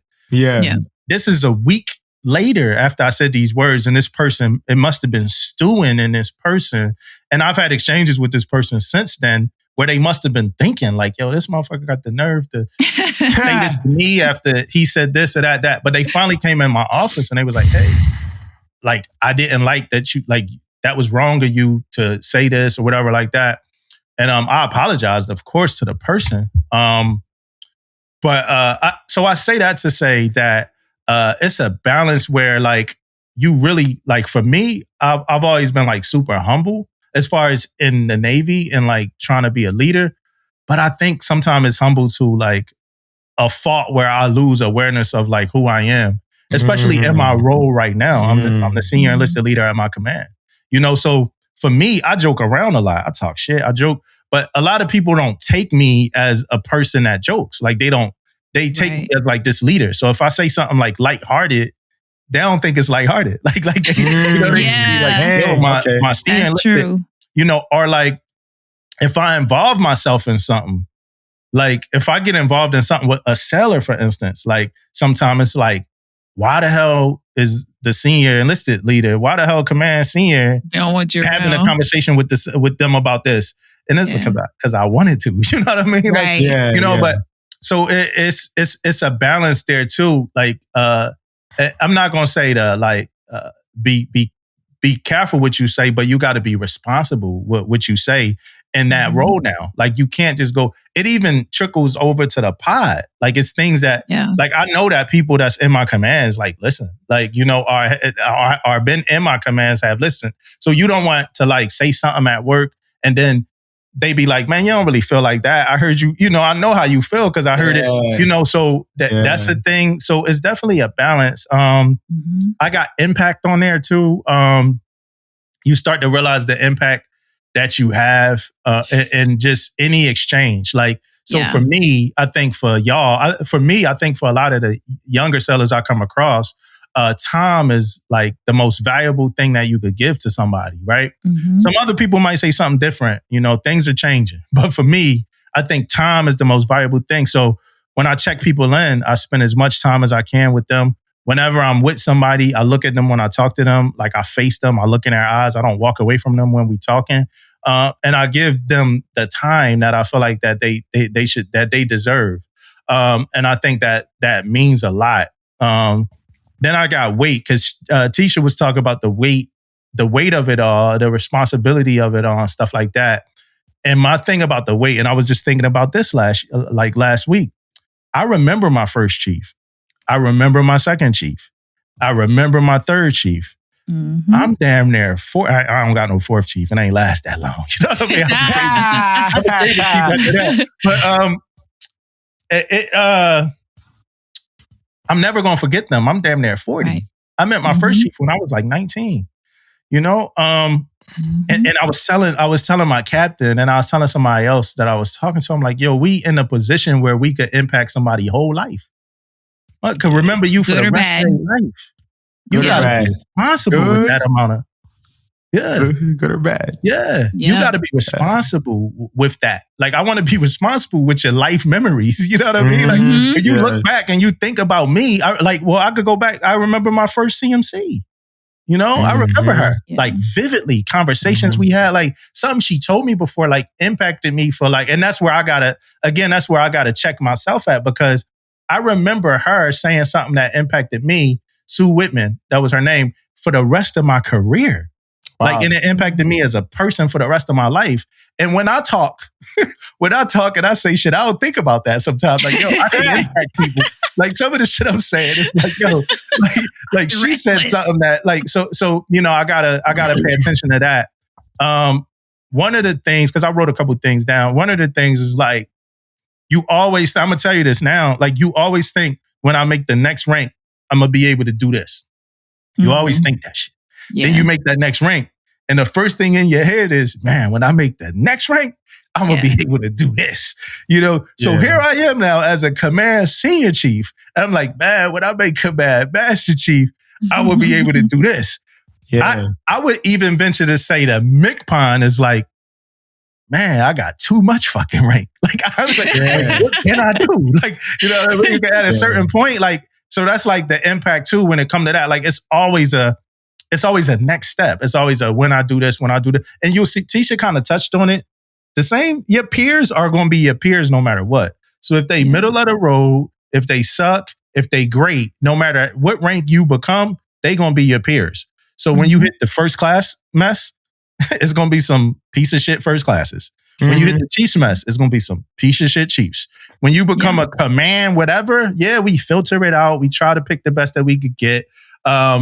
And I'm going to have respect to the command people. I don't really know yet. You know what I mean? But it's been people, you know, that we found out was pieces of shit, you know, doing things with different things. We didn't see any investigations.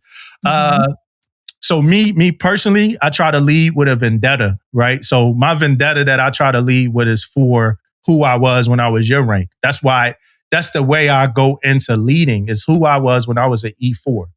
You know, thinking about that, like, what is this person? And I'm telling you, it boils my blood when leaders are not thinking about the junior sellers. Like, it fucks me up, man. Because like, what the fuck are we doing it for? Like, why did we? Right. Because you talked about the other side, right? But for me, it ain't two sides. It's just, this is what happens later. Yeah. Like, you know, and a lot of times we do that, like us versus them. Like, nah, like, we a couple ranks up. You just keep climbing. You're going to be right here. Or I was an E4. You know, this just what comes with growth. And I remember looking at chiefs and stuff like, man, you've been in the Navy longer than me, man. That's it.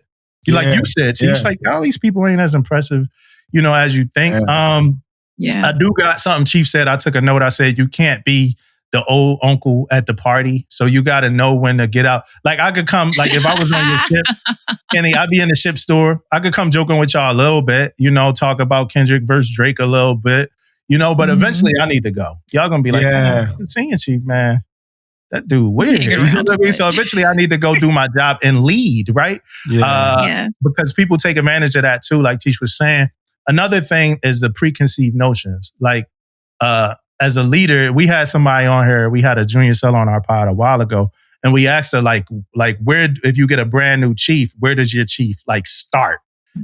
And I think she said at like an F, right? Yeah. So she's like, I was like, what grade do you get a chief? Day one. Never met, never talked. She's like, an F. And then they got to prove that, you know, they A. Yeah. So I like that. You deal with that as a leader. You deal with like knowing this preconceived notions and you know, shit like that. I remember when my division, we were like, they got put under investigation when I was on baby leave. And I remember when I came back, all I heard was rumblings about how I was about to chew their ass, and senior chief about to chew us out. Senior chief about to cuss us out. He about to come in here mad. I just had a baby. Y'all think I'm about to, I just had a damn baby. Y'all think I'm about to come in here and cuss y'all out? And it wound up being a different conversation. Like it wound up being more like a motivational conversation. Because I've been through my whole division, been investigated before. So it's like, hey, I know how this affects you as a person. Like, let's come up out of this shit together. And I promise to lead y'all to the fucking finish line. However, I made command senior chief and I had to lead that command like 3 months later. It sounded good. It sounded you left him.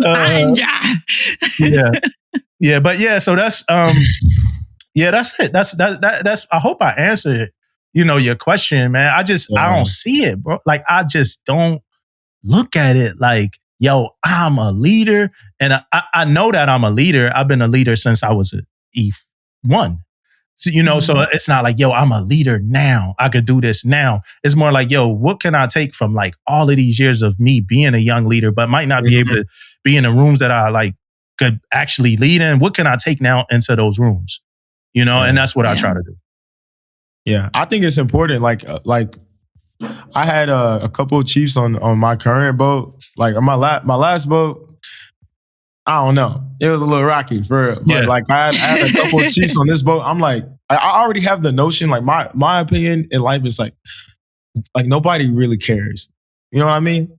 Like, what do you mean nobody cares? I mean, like nobody cares. Like work still nobody really cares. Like work still got to get done. You know, life goes on. Like nobody cares. Like if I get kicked out of my house, like for example, God forbid, I'm not trying to tie it to existence, or like I scrape my knee or whatever. Like, you know, like I'm a man. Like nobody cares. Like it's like I still gotta get work done, or I still gotta.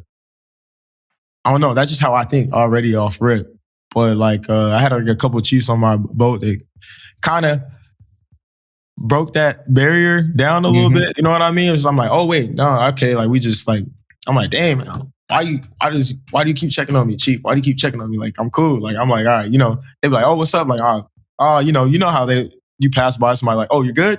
Yeah, I'm like, yeah, because that was my first patrol, so it was tough for me. Like. Yeah. But yeah, I had a couple of chiefs that came through clutch. And then my LPO, man, that is my dog, man. He really be coming through for real. Like that's why I'm like, I can see why leaders can be important. And like and nobody ever thinks about like I can see like us, the junior sailors, we don't even think about like what chiefs are going through. Or I think I asked my captain, I was like, one night we were in port and I was outside. I was on my phone, and I actually was scared. My heart dropped my ass. He just popped up out of nowhere, and I was like, I seen him. I was like, "Hey, sir, how are you?" Like I can't imagine like what it feels like to like be responsible for everybody on the ship, and to like lead. Like I never really imagined what that feel like. But like, how are you doing though? Like, are you good, sir? He just looked at me. And I didn't know what he was. I was like, man, maybe he's mad because I'm up here. I'm outside. I'm on my phone. I almost wanted to sit in the chair. I didn't sit in the chair though. I didn't sit in the chair. You know outside like I didn't sit in it. But he just looked at me. He's like, I'm good. Thanks for asking. And then I got up out of there and had to leave. All right, sir. Good. But you know what? A lot of times as leaders, we don't really get asked that. And so that's probably why he was shocked. But I'm pretty sure that made him feel really good. And that even though he just said I'm good and kind of, you know, scurried on about his way, I'm sure he did like in that brief moment where there was like that, y'all look at each other crazy. Yeah. It was probably like a self-assessment, you know, where he's like, damn, how am I? Like, you know, because like I said, like we don't really get asked that a lot because on our end, like you said, nobody cares. On our end, it's like nobody cares. You got to get this work done. Yeah. You know, no, like with us, it's like don't nobody care about be having a bad day. Don't nobody care about my family drama. I gotta take care of these sailors. I gotta make sure that my shop is good. Nobody cares, you know. I care about my sailors. So yeah, we definitely care. We care probably a little bit too much. Yeah. But that's you tell too much, but not really, you know, because, you know, if the mental state of your sailors affects, you know, everything. Yeah, I'm sorry. I just thought of something, right? So what? I have a different experience with that, the whole caring part. My experience a little different. Like my sellers, my last couple commands, like last 3, my sellers ask me a lot about like how I'm doing. It might my have last to do. One too. It might Or have to last do with couple. the pot. It might have to do with the pie. It might also have to do with like how I present myself, right? But I get a lot of intimate, how you doing type shit. However, what I will say is this.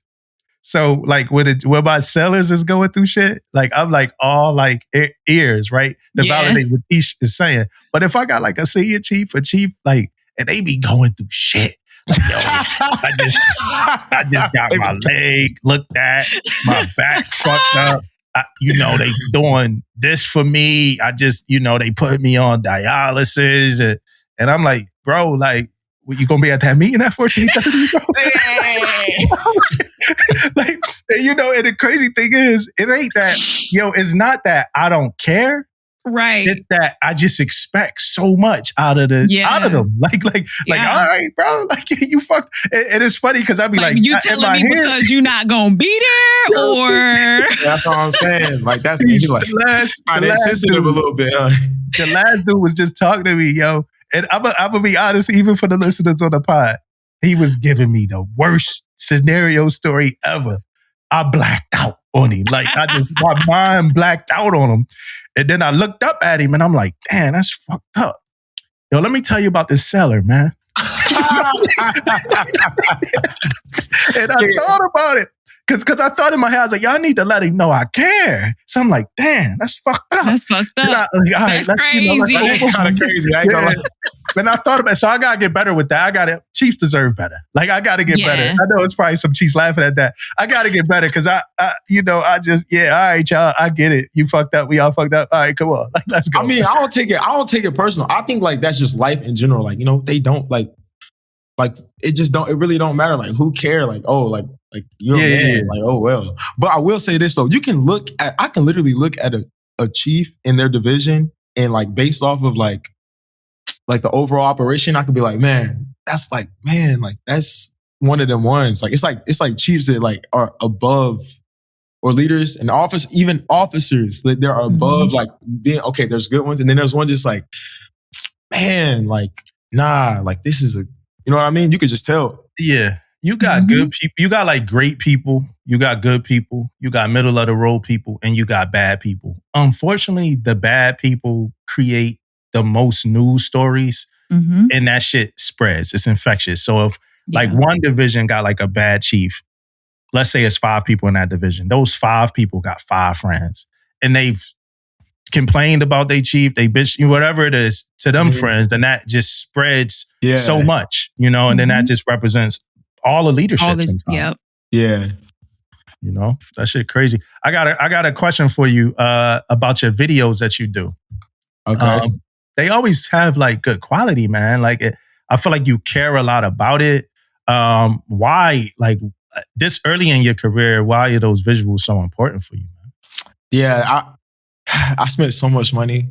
Like I spent I so could tell. much money. I probably spent, I don't know how many thousand on my music videos. And it's like, I should have been putting that money into marketing instead of my video. And Cross told me that my last shit, FC2 Cross. I don't know. My boy Cross, Marlon. He told me that. He was like, man, you need to be doing it into marketing. But I didn't know how.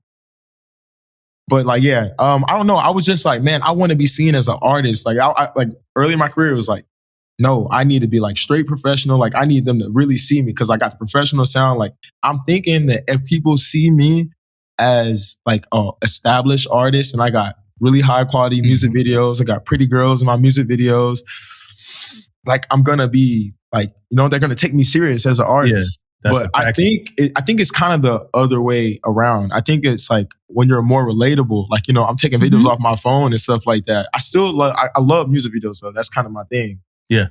Like I like cinematic, seeing myself on camera. But yeah, I think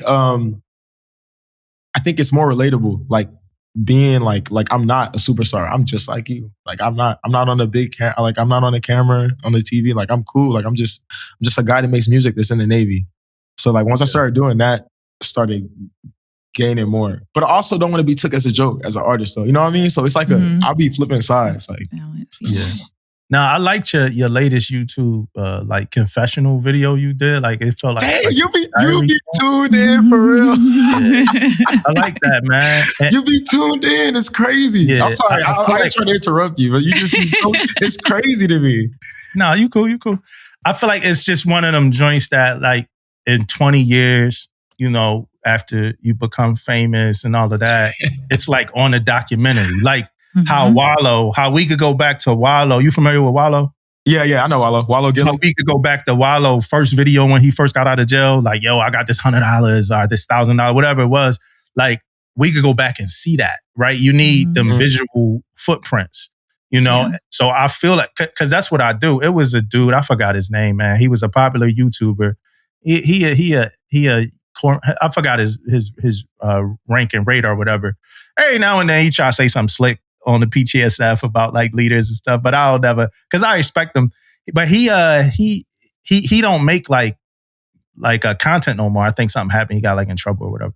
But I went back when I first discovered him on YouTube. I saw he was like really popular, call himself like Navy TMZ. I went all the way back to his first video, like just to go see. It was a study for me, like, yo, where was he at when he first started? You know, but just to go see his growth. So I think like what you just did with that, like, I don't think you should stop, but like, I don't think you should always do it either. But I just think it's really good to see like one of these days when you looking back, no matter where you go in life, like one of these days when you looking back, you like, damn, this was this. And you could stitch that moment with that moment, and, you know, and shit. Like, I don't have a lot of moments like that. I got interviews I did back in the day when I was very young. I was giving Janelle Monáe so much love and props, and then she fucked up this Grammy performance and pissed me off. But you could go back. So I appreciated that, man. You know, yeah, I was sitting alone in my room. I mean, in my house. I just be like, this sounds bad. I'm not sad, I promise you, but I low key kind of be lonely for real. You know what I mean? Yeah. Like, I don't think a lot of people talk about this, like, cause I just be like, I'm so locked in with music after the gym. Like, I'm out here, so I don't really got like, yeah. You know what I mean? Like, I don't really got nobody for real. Like, I'm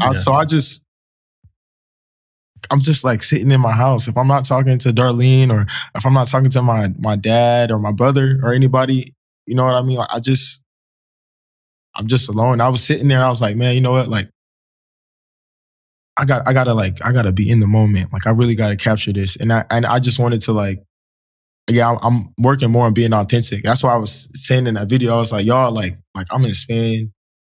Like, I make my music right here in this house, my little microphone. And I mean, I'm just like living in the moment. Even now though, like me being on this podcast, I try to just like capture it. Like, we've been on here for like an hour and 40 minutes. And I know that it's like the end is coming. I'm just like, man, like I'm really trying to like live in this moment. I'm really trying to like be particular and be careful like with what I say. Like, really, I don't think. Like, I'm not thinking. Everything is just flowing out. So sometimes I talk too fast and everything like that.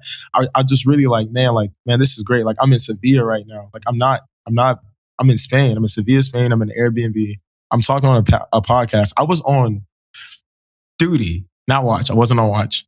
When I saw your video, when you saw, I wasn't on watch. Yeah. And I went through your, I was on the ECP. On my phone. I was not. But I seen it and I went on your page. I'm like, nah, man, this is crazy. This kind of circled back to like the talent. Like, you know, like this is like a real podcast. You know what I mean? Like, yeah, it's crazy. You got this, like the setup, like it's crazy. And like, I always wanted to be on a podcast. So this is kind of like a hit on my bucket list. Like, I appreciate y'all for even wanting to hear me speak and like you, like really knowing what was going on with me for real. It's kind of crazy. I'm like, man, this man went through like, my album and everything. Like, that's crazy. But yeah, I just feel like, man, I don't know. Like the music that I'm making is like, it's good. And I know that it's good. And I'm not trying to be conceited or anything.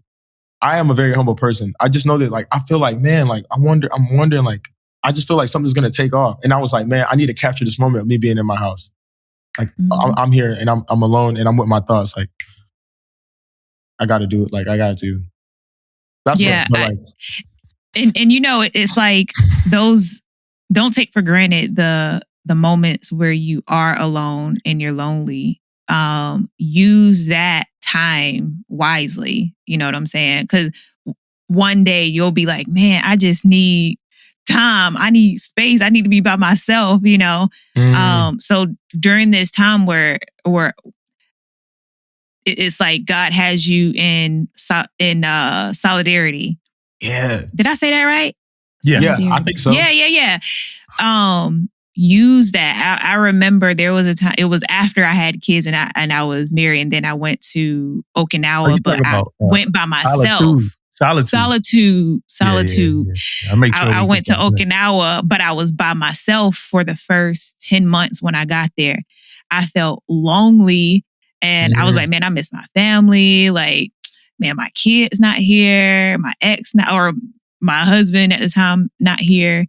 And I just started to use that time to like work on me and just like grind, like do all the things that I needed. At the time, it was like my Navy career. It was like, I'm going to go full speed, with my career and everything. I was the first class because it was my first sea duty. First time getting on a ship, I was like, it's now or never because I don't know when I'm going to get back to a ship. So I got to make the best of this time now. But that was the most pivotal moment in my professional life and personal life. And it was, I think, because I was alone. So the time that you have and you're by yourself, don't take that for granted. Use that for good. Like you have nothing but time, opportunity, and space to do everything that you want to do, and write down the stuff that you want to do. Go out there and do it. Even if it's like not within those four walls that you're at, like go and experience things, because those experiences that you have off base are only going to show up in your music also. And so don't be like super focused on just only, making music, experience the world, because once you leave Spain, you can be like, dang, I wish I had done more while I was in Spain. Cause like Pretty Brown Eyes might be in Spain. You know what I'm saying? Y'all funny. Y'all gotta read it right now. She might be in Spain. I mean, I just think loneliness is a sanctuary for artists. Like, and like any artist, whether you draw, whatever you do, that time when you by yourself and that like people don't know what imagination, if you're not an artist, you don't know how heavy imagination is, like how heavy that shit could get. And that shit just start flowing and inspiration and it start working. You're not even doing the work no more, right? Right.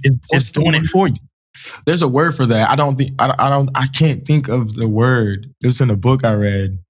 The state of art, the state of something. I don't know. It's called flow, I think. Where it just, I think it's flow. I had a couple of those moments before where it just, that shit just start coming, and you like, and you're like, damn, I'm good. But really, you just funneling from all of that imagination. And you probably been in that spirit where you did 2 songs back to back. Like, are you cranked out 3 songs back to back? You like, damn, I love that. I love it. Then you've been in that spirit where you didn't, where it's hard, But when that shit pours in, it pours in like bad. It's a great thing. Yeah. Yeah, you talked about making gospel music too. Are you making gospel music right now? Yeah, I've been working on a couple of songs. Like I'm gonna release an EP called Trust the Lord's Process, TTOP. And it's not gonna be like gospel, like, the church music. Nah. But it's gonna be like a Glorilla type of like type beat, like, but for real, like I'm in my bag with this stuff. So like I gotta make sure, like I want to make sure I really take my time with it. The only thing about it that kills me is because I be like, my other songs, it's like I don't want to play with God like that. I don't want to drop a gospel EP, even though I know that's what I need to do, and that's what I should. Yeah. Philip Anthony Mitchell, that man is an amazing preacher, and I just watch his videos, and I started recently. I've been in my Bible more. I've been reading like my Bible, and like he break down the word. I'm really understanding the word, and like stuff that I'm struggling with that I feel like I know like a lot of people are struggling with. That I feel like can relate to me. I put that in like my songs. Like I'll send you some of my rough drafts, but they're rough drafts. Yeah, I get it. So like, yeah, when we get off of here, I'll send you some of my songs, but like, it's just like, I gotta give you my number. I gotta text you my number. I'm like, man, like I gotta drop an EP. Yeah. And my brother's been helping me with that, like helping me with the lyrics and stuff like that, because he's really tuned in with God for real, and he's a real smart. That's who. Another thing I think is important for other people, or for people that are not in the military, are the people that sit on the phone with, with the sailors, like that are far, far away from home. Like I got my little sanctuary. I got 3 people that I always talk to. I'm always on the phone with them. And like, even when I'm out to sea, they're always messaging me, always emailing me. And it's like, I don't even think they really realize like how important it is. You know what I mean? Like it's super important, but like people probably don't know like how much, weight they pull, like that's an important thing. At least it's been for me since I've been out here, man. Like, you feel away, yeah. I'm out in the ocean. Hey, look, so I want to play a quick game, man. Well, before that, you looking forward to this halftime show? Listen, we're about to hear some Kendrick hate here, man. No. I do not hate on Kendrick, and I do not hate on Drake. I'm an artist, they're artists, and that don't got nothing to do with me. You know what I mean? But I will say, I'm a fan of Kendrick Lamar, and I'm a fan of Drake. I don't know. I kind of like, I'm kind of residing with. I'm not picking sides, but I can empathize with Drake a little bit. Just a little bit. Because it's like, man, he's at the top. And like, them two handling it however they handle it, that's cool. But it's like, it feels like everybody nobody has a mind of their own. Or majority of the world, I feel like, doesn't have a mind of their own. So that song is fire though. And he won 5 Grammys. I'm not denying that. But it's like, man, like it just like they just switched on him. Like you could be the greatest thing, and then like boom, like they just quit. Like what? Like I'll just leave it like that. Like what? Yeah, I would argue that Kendrick had a better team. Somebody was asking, what was the difference between like Lupe and Kendrick?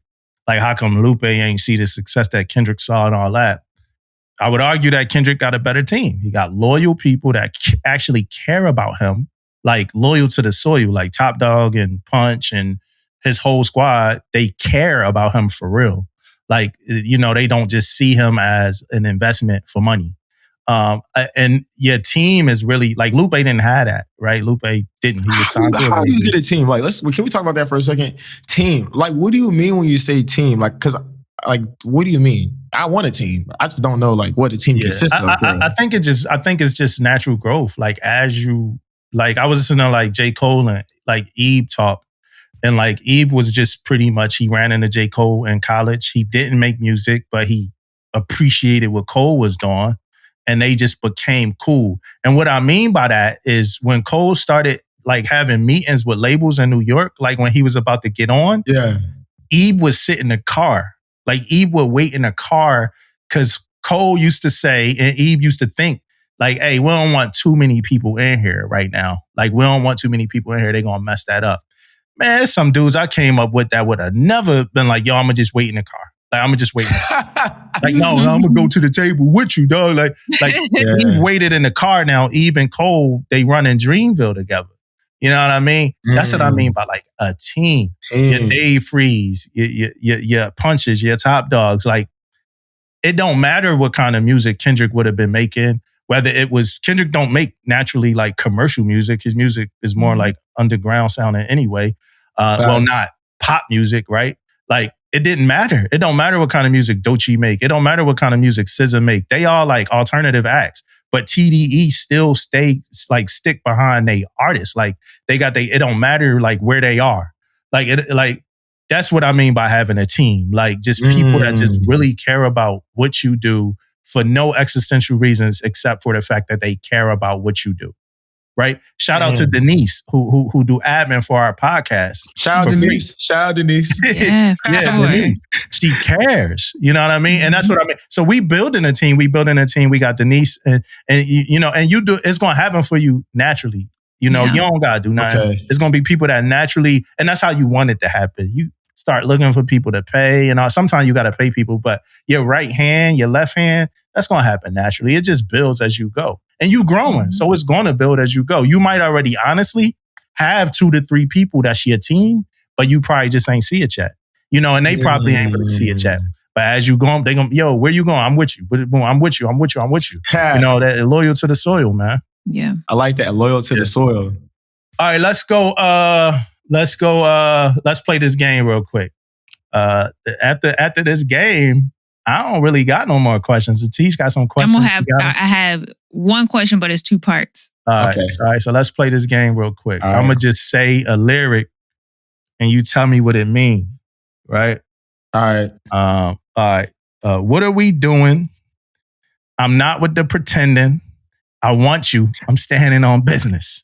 I know that's a begging joint, but what's up with that? What was you thinking when you wrote that? I'm thinking like, you know, sometimes when 2 people are interested in each other, it's like they're like, I don't feel like sometimes like people don't really be confident enough. I'm saying like, I'm here, like, what's up? Like, talk, like, what's up? Like, what's good? I'm standing on business. You know, me and my division, we always talk about that. I kind of threw that in there because we always say, no, I'm standing on business. I'm standing on business, you know? Like in my LPO, he always come in there in the morning. He'd be like, when he be going off talking about shaving and stuff, he'd be like, nah. Y'all see, usually y'all be relaxed, but today I'm standing on business. So, you know, so I kind of like, you know, that's where I got that from. Like, nah, like, I really want you. I'm standing on business. What's up? Yeah. We did an episode called Standing on Business. I highly recommend you listen to it. Like everything that's happening in the Navy now, we talked about on Standing on Business with a 4th Master Chief from Personnel Command. Like it was crazy. Ooh, okay. Here go another one. Treat you like I'm supposed to, put you on a poster. Treat you like I'm supposed to, put you on a poster. Treat you like I'm supposed to, I'm trying to put you on a poster. Like, yeah. Like, you know, everybody be talking about like, man, I could treat you like I'm gonna like treat you like I'm supposed to. Like I'm gonna treat you like I'm supposed to treat you. Like I'm supposed to treat you a certain type of way. But I say I'm trying to put you on a poster. Like, you know, like posters be hanging up on walls. Like I'm trying to paint a canvas. You know what I mean? Like I'm putting you on a poster. Like trying to smooth these chicks. Right? What is it? Don't tell me that's a crime because I might cry. I was wondering what that was about. Pretty brown eyes. That's my type. Slim thick by the waist. Can you wait for me? I need you by my side. Need you as my wife. Don't tell me that's a crime because I just might cry. You know what I mean? Like it fit the pocket. Like it just fits. So, you know, I had to throw it in there. Don't tell me that's a crime because I just might cry. Because if it's a crime, I'm gonna cry because I can't have you for real. Yeah. This one was heartbreaking right here, man. This joint broke my heart, man. You said, my feelings not real. I'm just in a phase, but don't worry about it, baby. I'll get over it one day. Yeah. That shit, that's like that. Now I'm gonna tell you how I felt hearing that. That's young love. That's like just that young shit. Like, yeah. And my heart is broken. My heart is empty. I feel soulless. I can't eat. I can't sleep. But I know that this ain't true love. Yo, I know I'm just fucked up for nothing. Yeah. And I know I'm gonna get over it one day. But right now, I'm fucking. But what did it mean to you? Was that it right there? Yeah, pretty much. I'm just saying like that's like if somebody had if I was having a conversation with somebody and they're like, you don't really love me for real. It's just a phase. So I was having a conversation with somebody and it was like, do you love me for real? Like, nah, you just saying that. Like, it's just a phase. You know what I mean? And like, it just stuck with me. Like, yeah. You like, yeah, it was. Yeah. It is a phase. Yeah. I mean, is it a phase? I don't know. I still might actually, you know what I mean? It's not a phase though. It's not a phase though. It's not a phase. Like, baby, I love you. I'm standing on business, you know? Baby, I love you. It's not a phase. You got like toxic anthems. Like you love bombing. You know what? Yeah. I don't know if love bombing is, but I ain't gonna lie, it do get a little toxic, bro. But like every emotion, I be putting it in there. Like when I be making music with people and I be telling them like, bro, it sounds funny, but like you gotta feel it. Like you really gotta, I don't know. Once I started feeling it and like I started getting comfortable with like not being okay. Like one of my videos I posted, like I'm not a gangster. Like you gonna like, yeah, I'm emotional. But I think God made me this way because I'm able to relate. Like, you know, I'm able to like put it out. Yeah. And, like put it into music. I got a song. I wonder if it probably might sound weird, but I kind of want to preview it though. It's going, so you can preview it. It's gonna sound weird though, huh? Yeah, it's gonna be from my cellular device, huh? Man, I'm a cellular device. Yeah, I be trying to up the diction. I be reading books. I got two more, and after this, I got two more, and these like they a little toxic, you know. All right. You gonna play it? Oh, okay. I'll be locked in. I'll be locked in. I'm gonna send you this. I'm gonna send you this too after the pod. I'm gonna send it to you so you can play it. Hold on. It's like I was like, man, I gotta like go pop back to like I'm like I kind of like pop like. I feel stupid. That's the one I heard. It was Cupid, baby. Why would you do this? You're leaving me clueless, 'cause I'm tender about you. Yeah, I be feeling that. I'm yeah, tender, that's the one. I was like, I heard a little bit of pop in there. Yeah, I ain't hear. Yeah, that's super pop. So, yeah. Here go two. I like that. Here go two more. These are a little more toxic. That's toxic. You said, why did you have to change on me? No, I hurt you a couple times, but you can't put all the blame on me. Like, come on, man. Like, I don't know. Like, all right, so at this point in time, it's like I know I messed up. Like, I know, but that's me though, and you accept me for me. You wasn't actually supposed to really stop loving me for real. Like, why you stop loving me for real? You wasn't really supposed to stop. Why did you have to? Man, I love that song so much. Yeah. That song has 20,000 streams, by the way. Song is fire. Oh, wow. Not to boast, but yeah, I man, every time people like they mention sorry, I'll be like, that's some I was going through some stuff. Yeah, that's right. All right, here go the last one, man. This just a little. This a freebie right here. You said chain dangling in your face, man. What's that? At 2K above you. I mean, I'm not on a podcast. Yeah. I don't know how, you know what I'm saying, how free I am for real. I'm like we in the I'm like, yo, should I ask him about this lyric? Ask it, yeah. No, it's cool. You don't gotta ask. It sounds like it's exactly what you're thinking. Yeah, I think I understand what chain dangling.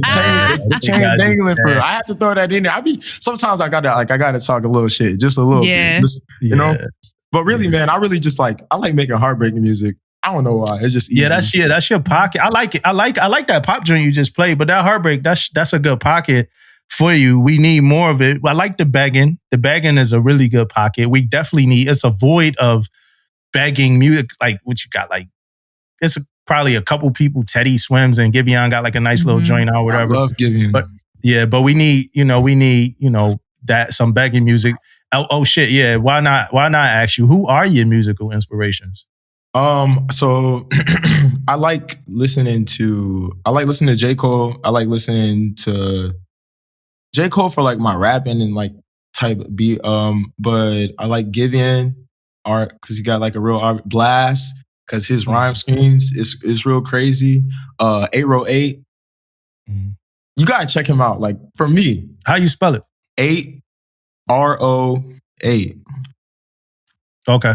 That's how I kind of like, that's like an influence on like my music, like from like going like popish, but that he's gonna be big. But like, yeah, Giveon people hit you up, right? No, I was lying. I was just trying to market. You gotta listen. That's why I'm telling you, people, they don't be thinking. They don't, like, people don't think for themselves though. So like, you know what I mean? Like when I first started making music, I ain't gonna lie. My family, like my inner family, like, you know, like the ones that know, they were supporting me for real. Mm-hmm. Everybody wasn't really supporting your boy at first. You know what I'm saying? And I'm not mad. I don't expect them to. But like as the years have come and my sound gotten better and I've gotten more traction, everybody's starting to, you know what I mean? FOMO. FOMO. That's why you bring people to your shows. You bring like 20 people in your family to your show and they be like, yo, that's what's her name? That's 2K Kenny. He lit. And then like other people be like, oh shit. That's what happened. That's actually happened. I went home and I performed one year. I got a video on my Instagram. If you go through my highlights, I went to like an underground show, but I showed up with like all my family and they know all my songs. They support me the most. They know all my songs and they were just yelling my song when I got on stage. I was like, dang. So it made it seem like I was, you know what I mean? Like, and then so everybody be a part of that shit. They want to be a part of it. So everybody started tuning in. That's funny. You really broke down my lyrics. I like that. That's cool. You was really like, you did research for real. It's crazy. It's the first time that happened to me. I'm you know what I mean? It feels good. Yeah, man. What you got, Tish? I think you said you had something else. Yeah. So it's kind of a game, but it's like more of a like which song, direct the people to which song based on how they're feeling. Because you know, you listen to something, when you get in a certain feel, it's like, let me pop on this, let me pop on that. So Valentine's Day right around the corner. You know? So what song would you say is if somebody is in love, you know, they got their boo thing, what song would you say that they need to listen to? I gotta think real hard about this because I want this to be. I'm gonna cheat. I'm gonna cheat and I'm gonna look at my songs. I got like 60 songs out. If they're in love, they're in love. In love. Like, I'm about to go pick up my girl. We about to go to dinner. I need to have on the right song while we driving to dinner so that she know, girl, I love you. Girl, I love. Okay. Why not? Crazy in Love. Crazy in Love. Okay. So what about for the ones that's heartbroken? I got more than one. We're going to start it off. Let me rank them. We're going to start off with intro. You know, intro is going to be like, dang, like you genuinely sad. Like you like, that's sad, like heartbroken. And then we're going to go to Thinking About You. I got that. That's going to be one for like, you know, you like, dang, like, like you accept the fact that it's over. You know what I mean? Mm-hmm. But you still let them know that you think about them. And then you're going to go charging it to the game. Cause like, I'm charging it to the game. Like, it is what it is. Like, fuck it. It is what it is. Charging it to the game. All right. So the next one, you kind of talked about it a little bit earlier, but I don't know if that's the song, that's the one. But what about the toxic people who in the toxic phase? Toxic. Like, I'm about to go bust the window out your car type. Like, I'm mad right toxic? now. Dang, it's crazy. I got toxic songs for real. Toxic. Do I have like what do you think my most toxic song is? Me? I don't know. No, I know. He been through my catalog. He been through the whole that's thing. Why I wanna ask him. I think charging it to the game is just as toxic as it is heartbreaking, man. Yeah. Charging it to the game it just seemed like, it's like, yo, I'm bitter, but I want you to feel bitter too. Yeah, I'm low-key kind of like saying like, and charging it to the game seemed like I just got that feel like, it's like the way I would see it, like if I had to do a video for it, like she would be like barking at you, like screaming on you or whatever, but you would be like in a whole like zone where like it's just her like hitting at you, but you don't even see her no more. Like, and you just kind of focused and singing, like no expression toward her. It's like, yo, I am over you. That's really good. Yeah. I like love that. Mommed You. Like, I love Mommed You. I need all the things. Got you. Now, all this shit that he put you through, because you talked about that on that song. The last, like her dealing with things from her past that got her looking at the new relationship like this. You talked about that.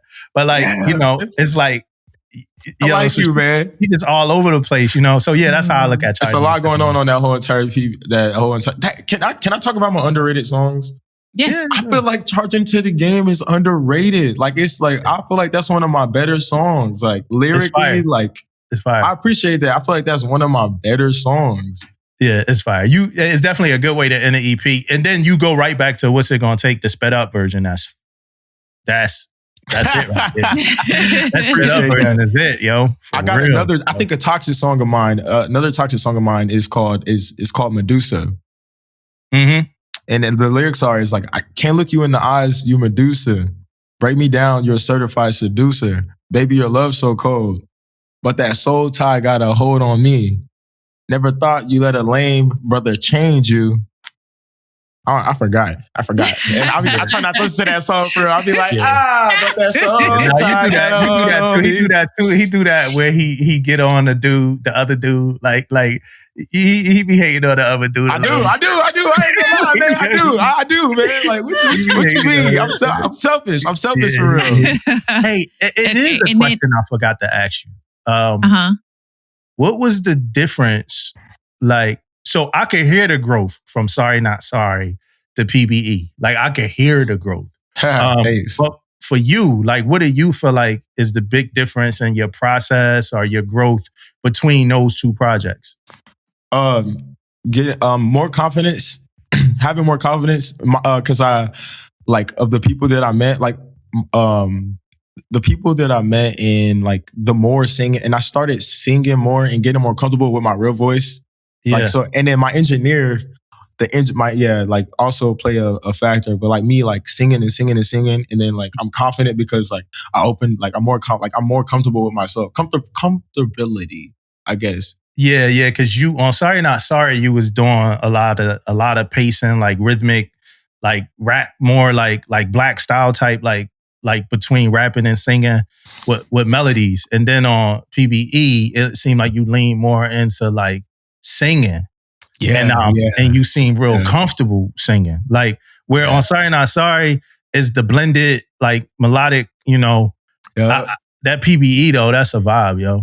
I think it's like that in a matter of growing with my engineer. Like my engineers play a big factor. So I got two engineers, Sam and Sozin. I think like just me like sending them stems and like me recording and like now I'm figuring out like, okay, I'm gonna add doubles. I'm gonna add harmonies. And then I'm constantly I'm always reaching out to Myra and Aero 8 and Daju and all these different other people. I'm like, what you think about this? What you think about this? I'm reaching out to my brother. I'm like, what you think about this? So like I'm getting more. And like when I listen to music, I don't listen to music regular. When I listen to music, I'm listening for like, what did he do with the ad-libs? Like, oh, okay, he harmonized. Yeah. Like there's a song called that Odile. You know who Odile is? Nah, you put me on right now. Man, you should listen to the song. Let me find it. Hold on, let me find this song. This song is amazing. And like that was what influenced like Charging It to the Game. Like I was trying to like make my harms like him. It's really hard. I don't know how he did. He's talented. What is that song called? It's going viral. Blame You. But if I don't blame it on you tonight, I will down the road somehow. Blame you for leaving me. But when he says leaving me, like he's also like, he's like doubling leaving me, but he's also like doing just melody, like underneath it. And it's like really well mixed. And like, so some of my newer songs, I'm going to sing you some of my new songs. I can't wait. I'm going to sing you like 5 songs. I want you to listen to you. I'm going to send you my email when we finish this. Do you have? I got one more thing, but that was. Hey, Tish, was your question still? You still got that question? I still had another one, and then another question came up. So as far as songs, Panty Dropper. What's what song would you say is like it's about to go down? Closer. Is that the chain? Is that the 2K chain? Yeah. Okay. I want you to come. That right? Yeah. That's the start. Joint, I'm trying to say good night, then put you in the bed. Why won't you come home? Skating on the ice, but I promise I ain't scared. Pretty brown eyes, I just want to show you. Treat you like I'm supposed to. Put you on the poster. I like that eyelash. Yo, that joint. I was about to say close to one of my favorite joints you got. I appreciate that. Y'all got me going through my catalog like what? Like what can I do? Okay, and so then another, what were you about to say? No, go ahead. Okay, so another thing I was about to ask you, like we talked about you have missed opportunities because of being on deployment and stuff. You may have already done this, but have you thought about creating opportunities in the space that you're in? So like doing like performances on your ship, or like while you're out to sea, you know how you do like the other ships do still beach picnics.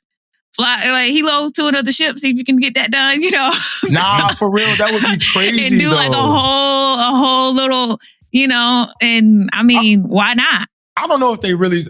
I'm not saying that people. I don't know if they really, you know, because sailors are just sailors. You know what I mean? Like they probably don't really care that I make music like that. You know what I'm saying? Mm-hmm. I'm not saying that they don't support me, but you know what I mean? Like, oh, really? Oh, 2K is gonna come? Like, you know what I mean? I'm not.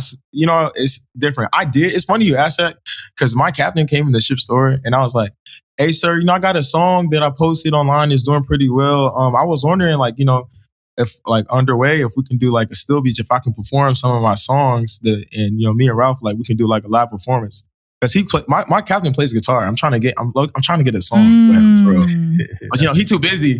I'll you know what I'm saying? Yeah. But I'd be talking about him when I'd be cutting his hair. He'd be telling me like, yeah, I make music. I'm like, sir, come on, like. Yeah, that would be dope. So what did he say?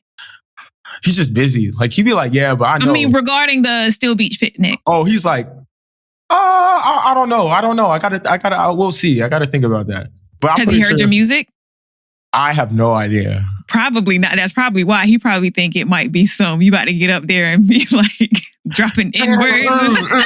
Yeah, probably. He probably a little bit more like, I don't know. My CMC, he be for it. I really think if I tell my CMC, I'm like, hey CMC, I'm trying to do a performance. I do love that about him. He's like the green light. He's like, all right, let's do it. I think he will, but yeah. I don't know. I don't be wanting to like. I don't know because I just don't be wanting to like. Yeah. You know what I mean? More people will probably support than you think. You know what I'm saying? And if they already at the Still Beach picnic, they already there anyway.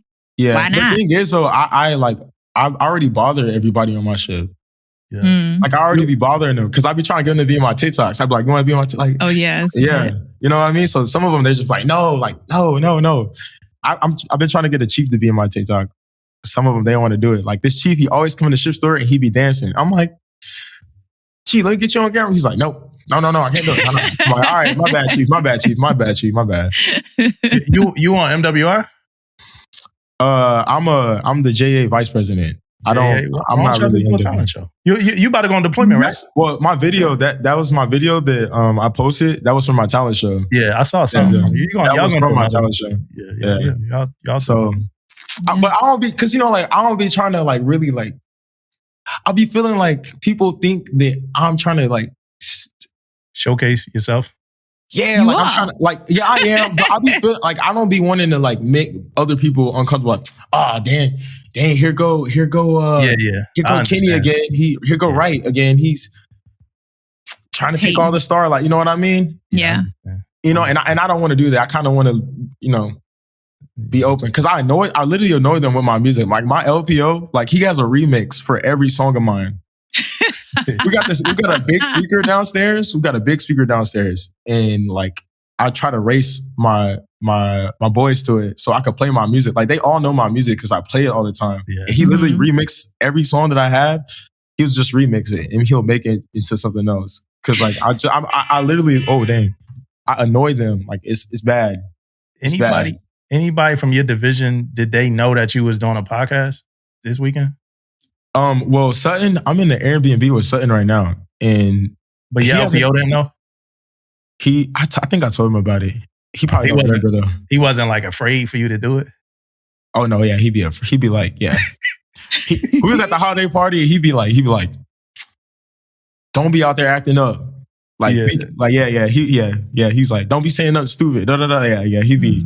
Because I know it comes down to him. Right. You represent him. I actually don't know where Sutton is at. Like, he hasn't came back yet. That's why I was just checking my phone. He's been gone for like 2 hours. Like, maybe I shouldn't laugh. Hopefully everything. He was supposed to bring back McDonald's and then. Oh man, he probably just respecting. You probably told him. I know he know you podding. Teach, you had another question. See, no, that's my boy. It's people. I don't know how. I don't like. I will say that I just want to close with this. Like, you come on this. Like, the good thing about the ship is like you like meet these people and y'all just become like close. Like close. And that's how it's been with Sutton. He's like he actually like a person that also motivates me too though, because he be like. Sometimes when I be like questioning myself, I wouldn't say question myself, or I don't know, he'd be like, no, this is good. You know what I mean? And he just always, it's good to have people like that. Is there like, and he's my barber. So, I'm low-key trying to give him a shout out. So when we underway, he. All right, look, I got what we always do when we close out the episodes. I don't know if you're familiar with this, but we do this segment on here. It's called Do Better segment, right? And it's just something that the Navy, something you feel that the Navy could do better. So it could be the Navy. It could be yourself personally. It could be whatever, just whatever in the world that you just feel like could do better. Something shit that need to be better. So what's yours? I really want to like answer this. I really want to think like, so it's like on anything. I'm not going to. It could be anything. I mean, you could do the Navy, but it could be anything really. I kind of want to hear what you got to say about the Navy, but it could be anything. Right. I'll do the Navy. I just feel like they just. I don't know.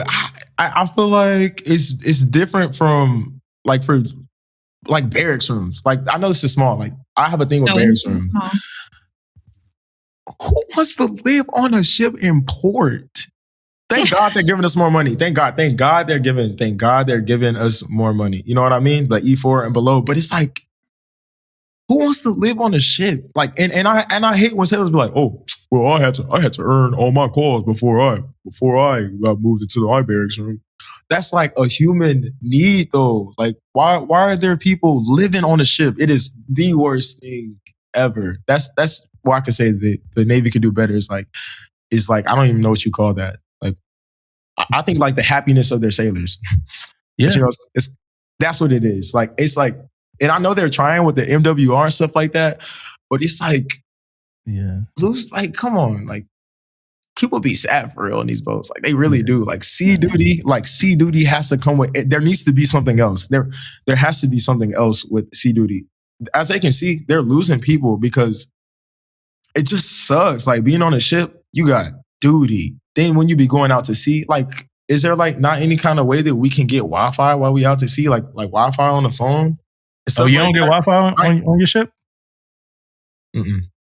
There's some ships that's like them carriers. On my computer. That's what I'm saying, the carriers. But I'm saying the small boys, we don't get love. Then you know what? Hey, I got y'all. Small boy sailors, I got y'all. The small boys, we need more love. Like if the carriers, they get in like Wi-Fi and stuff on, I think if I'm out to sea and I'm able to access, obviously I know I'm in the military and like there's safety precautions and stuff like that. But I think that like if I'm able to get on my phone and I could pull up like after a long day of hard work, like I could, because you don't get a day off real underway. Like let's especially on the DDG. Right. Like you literally don't get a day off. Like I just think they need to give us more money and they need to give us internet out to sea for our phones, for the small boy, I guess, and it, like relax a little bit. Like, I know it's the military, but can we relax just a little bit? Just a little bit. That's just me though. But and then the other thing we do Book of the Week. I introduced it as Book of the Week or something else that you could tap into, but everybody take it as Book of the Week now. But like, so recommend, like, what can you recommend for us and the listeners as far as either a book? It could be a book, an article, a podcast, a movie, something to tap into that you think it'd be valuable for us or the listeners. Can I go grab? I got a book right there. Can I go grab it real quick? I think that people don't really realize how much that their childhood affected them. You know what I mean? And some people think like, oh man, what you talking about? But I'm like you got to really sit down and think about it. Even like when it comes to like self-confidence or like just like love in general, like period, like your parents, like how they, like, I don't think people realize like how much of an effect that had on them, and like knowing, like being in tune with yourself, I guess. So I've been reading this book recently, The 4 Agreements. Yeah. Toe tag, baby. You know what I mean? Yeah. So, yeah, I'm really, really trying to like tap in with reading books like this and really like learning myself. I feel like I have to, if I'm making this type of music, that way I could, even me though, because I be tripping sometimes for real. So that's why I'm like, I gotta learn what's going on. So that's the book that I recommend. Yeah, that's one of my favorite books, man. One of my favorite books. Changed my life. Really? I read it when I was around your age. Yeah, one of my favorite books, man. I read it, I think I was like 25. Changed my life. Like, like cherish that. And I pass that on. I pass that book on to people like all the time, man. Like, man, be impeccable with your word. Like, don't make assumptions. Like, everything in there, man. Definitely. So definitely tap into that. That's a good one. Hey, man, I'm trying to read it 10 to 12 times. So it can really just keep on every agreement in that. And it's another book. It's called The 5th Agreement. And you could definitely get into that. But the don't take anything personally one, like that helped me so much, man. Always do your best. Like, I might have to read it again this year, honestly. But look, Kenny, man, appreciate you, man. I think you're doing good things out there on the music side. I think you're a good representation of the Navy in a lot of ways. You're a good representation of your division. I could tell you got a good LPO. I assume you got a good chief. Shout out RS1 Dowdy. Shout out RS1 Dowdy. Yeah, but I could tell you got a good LPO. It seemed like you got a good triad over there where you at too. It seemed like they all tap into the sellers and they know what's going on. And that's definitely respected and appreciated. Thanks for coming on and hanging out with us for a couple hours. Had some fun with your boy. His name's Sutton, right? Yeah. I actually gotta check on him. I don't know where he's at. Yeah. Let's check on Sutton and make sure he good. Have some fun with him and keep making that good music, man. I'm gonna keep listening to it and keep tapping in. I wanted to make sure that I was kind of keyed in and tapped into what you were doing when we talked, because if I was talking to a Fleet Master Chief, I would be. If I was talking to a Force Master Chief, if I was talking to the MCPON, I would be. And I think like each one of us is as important as the other. So I ain't going to not be prepared for a conversation with you. I appreciate what you're doing out here, man. Keep it up. I appreciate y'all for even giving me the opportunity to like, this is like one of my dreams to speak on a podcast. Like I'm very thankful for that. And just like, I don't know, like you did your research on me for real. I was like, man, wait a minute. I was like, hey, this man really he really know me. Man, like you really listen to my music. And it's funny that I can see why you're asking the questions that you're asking, because you like really like tapped in to my music. Yeah. It's crazy. Yeah. But yeah, sure. We're gonna talk about some more stuff offline, so I can give you like I can give you more depth about, Yeah, I'm gonna give you my contact. Some of the stuff. Sure. Yeah, this was like really good. When he told me that, or when I saw the invite, and I'm like, who is this 2K Kenny? And I looked and I started playing. I was like, okay. and I remember Captain Gervy had posted it. And so when I was listening, I was like, wait a minute, I feel like I've heard him before. And then I found the post that you reposted from Captain Gervy. I was like, oh, okay, this is the guy that he had posted or whatever. And so I was like, okay. And I'm like, okay, all right. Yeah, okay, shout out Captain Gervy. Right, because I thought it was going to be like, I knew it was like somebody who did music. And so I was like, okay. And I ain't gonna lie, in my mind, I was like, all right, another rapper. It's always like that. It's always, I get that all the time. Like, all right, another rapper. And so when I started listening to it and like, don't say like, it's that begging music. And I'm like, yeah. Like, yeah, beg for me. You know what I'm saying? Beg for me, where that been at? Everything is just so, overly sexualized right now. And it's like, calling women out their name. And it's, I'm talking about my feelings. I'm like, dang, baby, you really hurt my feelings. I might call you out your name, but you still hurt my feelings. But you, too. Yeah. And I still love you, though. So it's like, I appreciate your artistry. I appreciate you as a person. And I appreciate the fact that you are displaying that you're in the military. Like, I appreciate that because so many people think they have to choose between one or the other. And for a while in my career, I thought I had to choose too. I only did Navy until the very end. And then I started to get into real estate. So I'm a big advocate of finding your balance and doing both. And I love the fact that like you are really out here doing both of them. You know what I'm saying? And so my second duty station, I think it was my second duty station, I was in Hawaii. And you was in Hawaii? Yeah, I was in Hawaii. Go. And so my now ex-husband, that's where we met.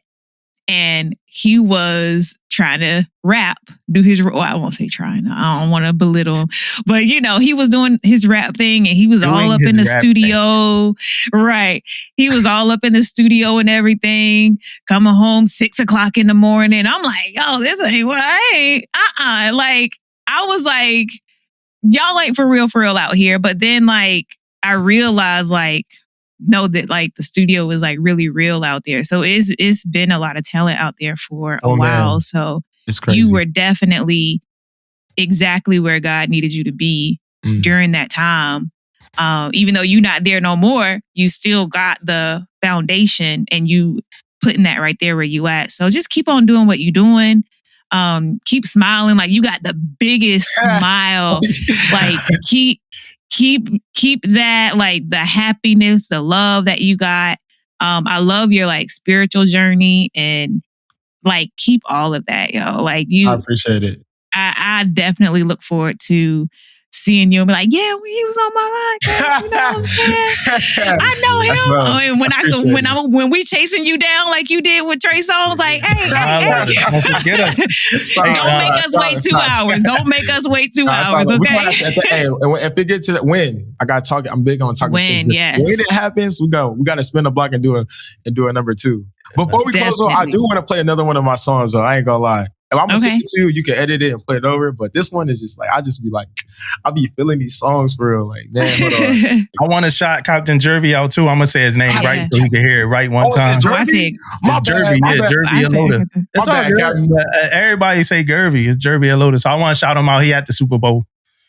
Can we shout him out? Yeah, I'm a. If you edit this though, like, yeah, because I ain't gonna lie, because he ain't have to post. Nah, he dope like that. He just fired like he that. Dope. Like, I ain't met him in person, but like I could tell, even like through text, he was just letting me talk. He was like, he was being cool, genuine. If you had been on his ship, I can only imagine. We gotta make it happen, Captain. Hold on, let me play this though. I got my mix back. What's the name of it? This song is called, I don't know. It's either gonna be called What Did You Do or it's gonna be called Voodoo. Okay. But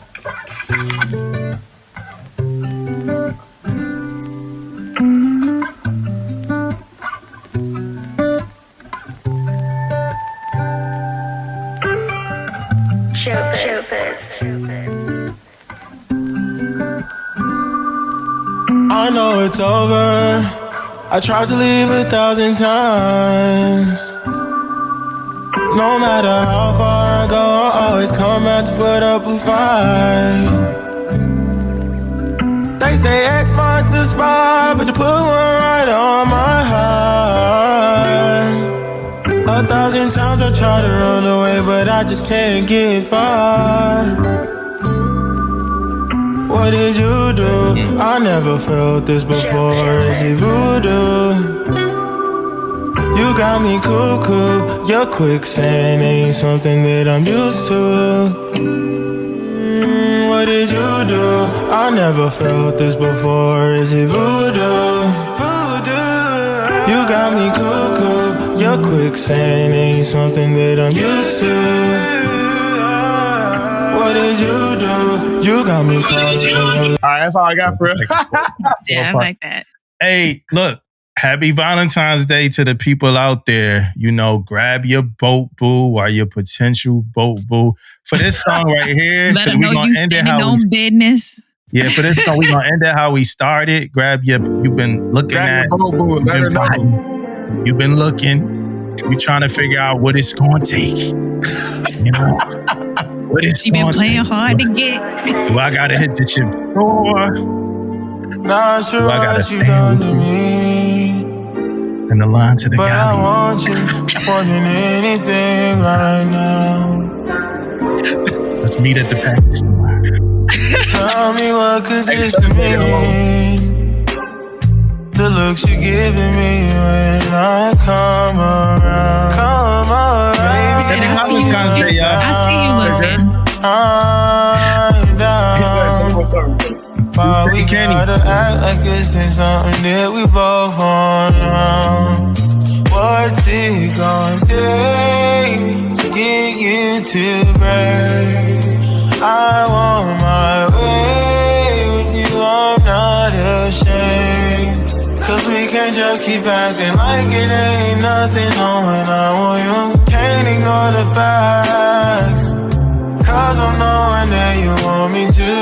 I'm trying to figure out why. Sorry if I'm coming on too strong. These feelings for you hard to control. I'm praying you don't leave me alone. Don't look at me and say no. Cause baby, I'm waiting, patient. Don't be too proud, you can say it. Then turn around and downplay me. What's it gonna take to get you to break? I want my way with you and I'm not ashamed. Cause we can just keep acting like it ain't nothing knowing I want you. Can't ignore the facts, cause I'm knowing that you want me to. I'm trying to figure out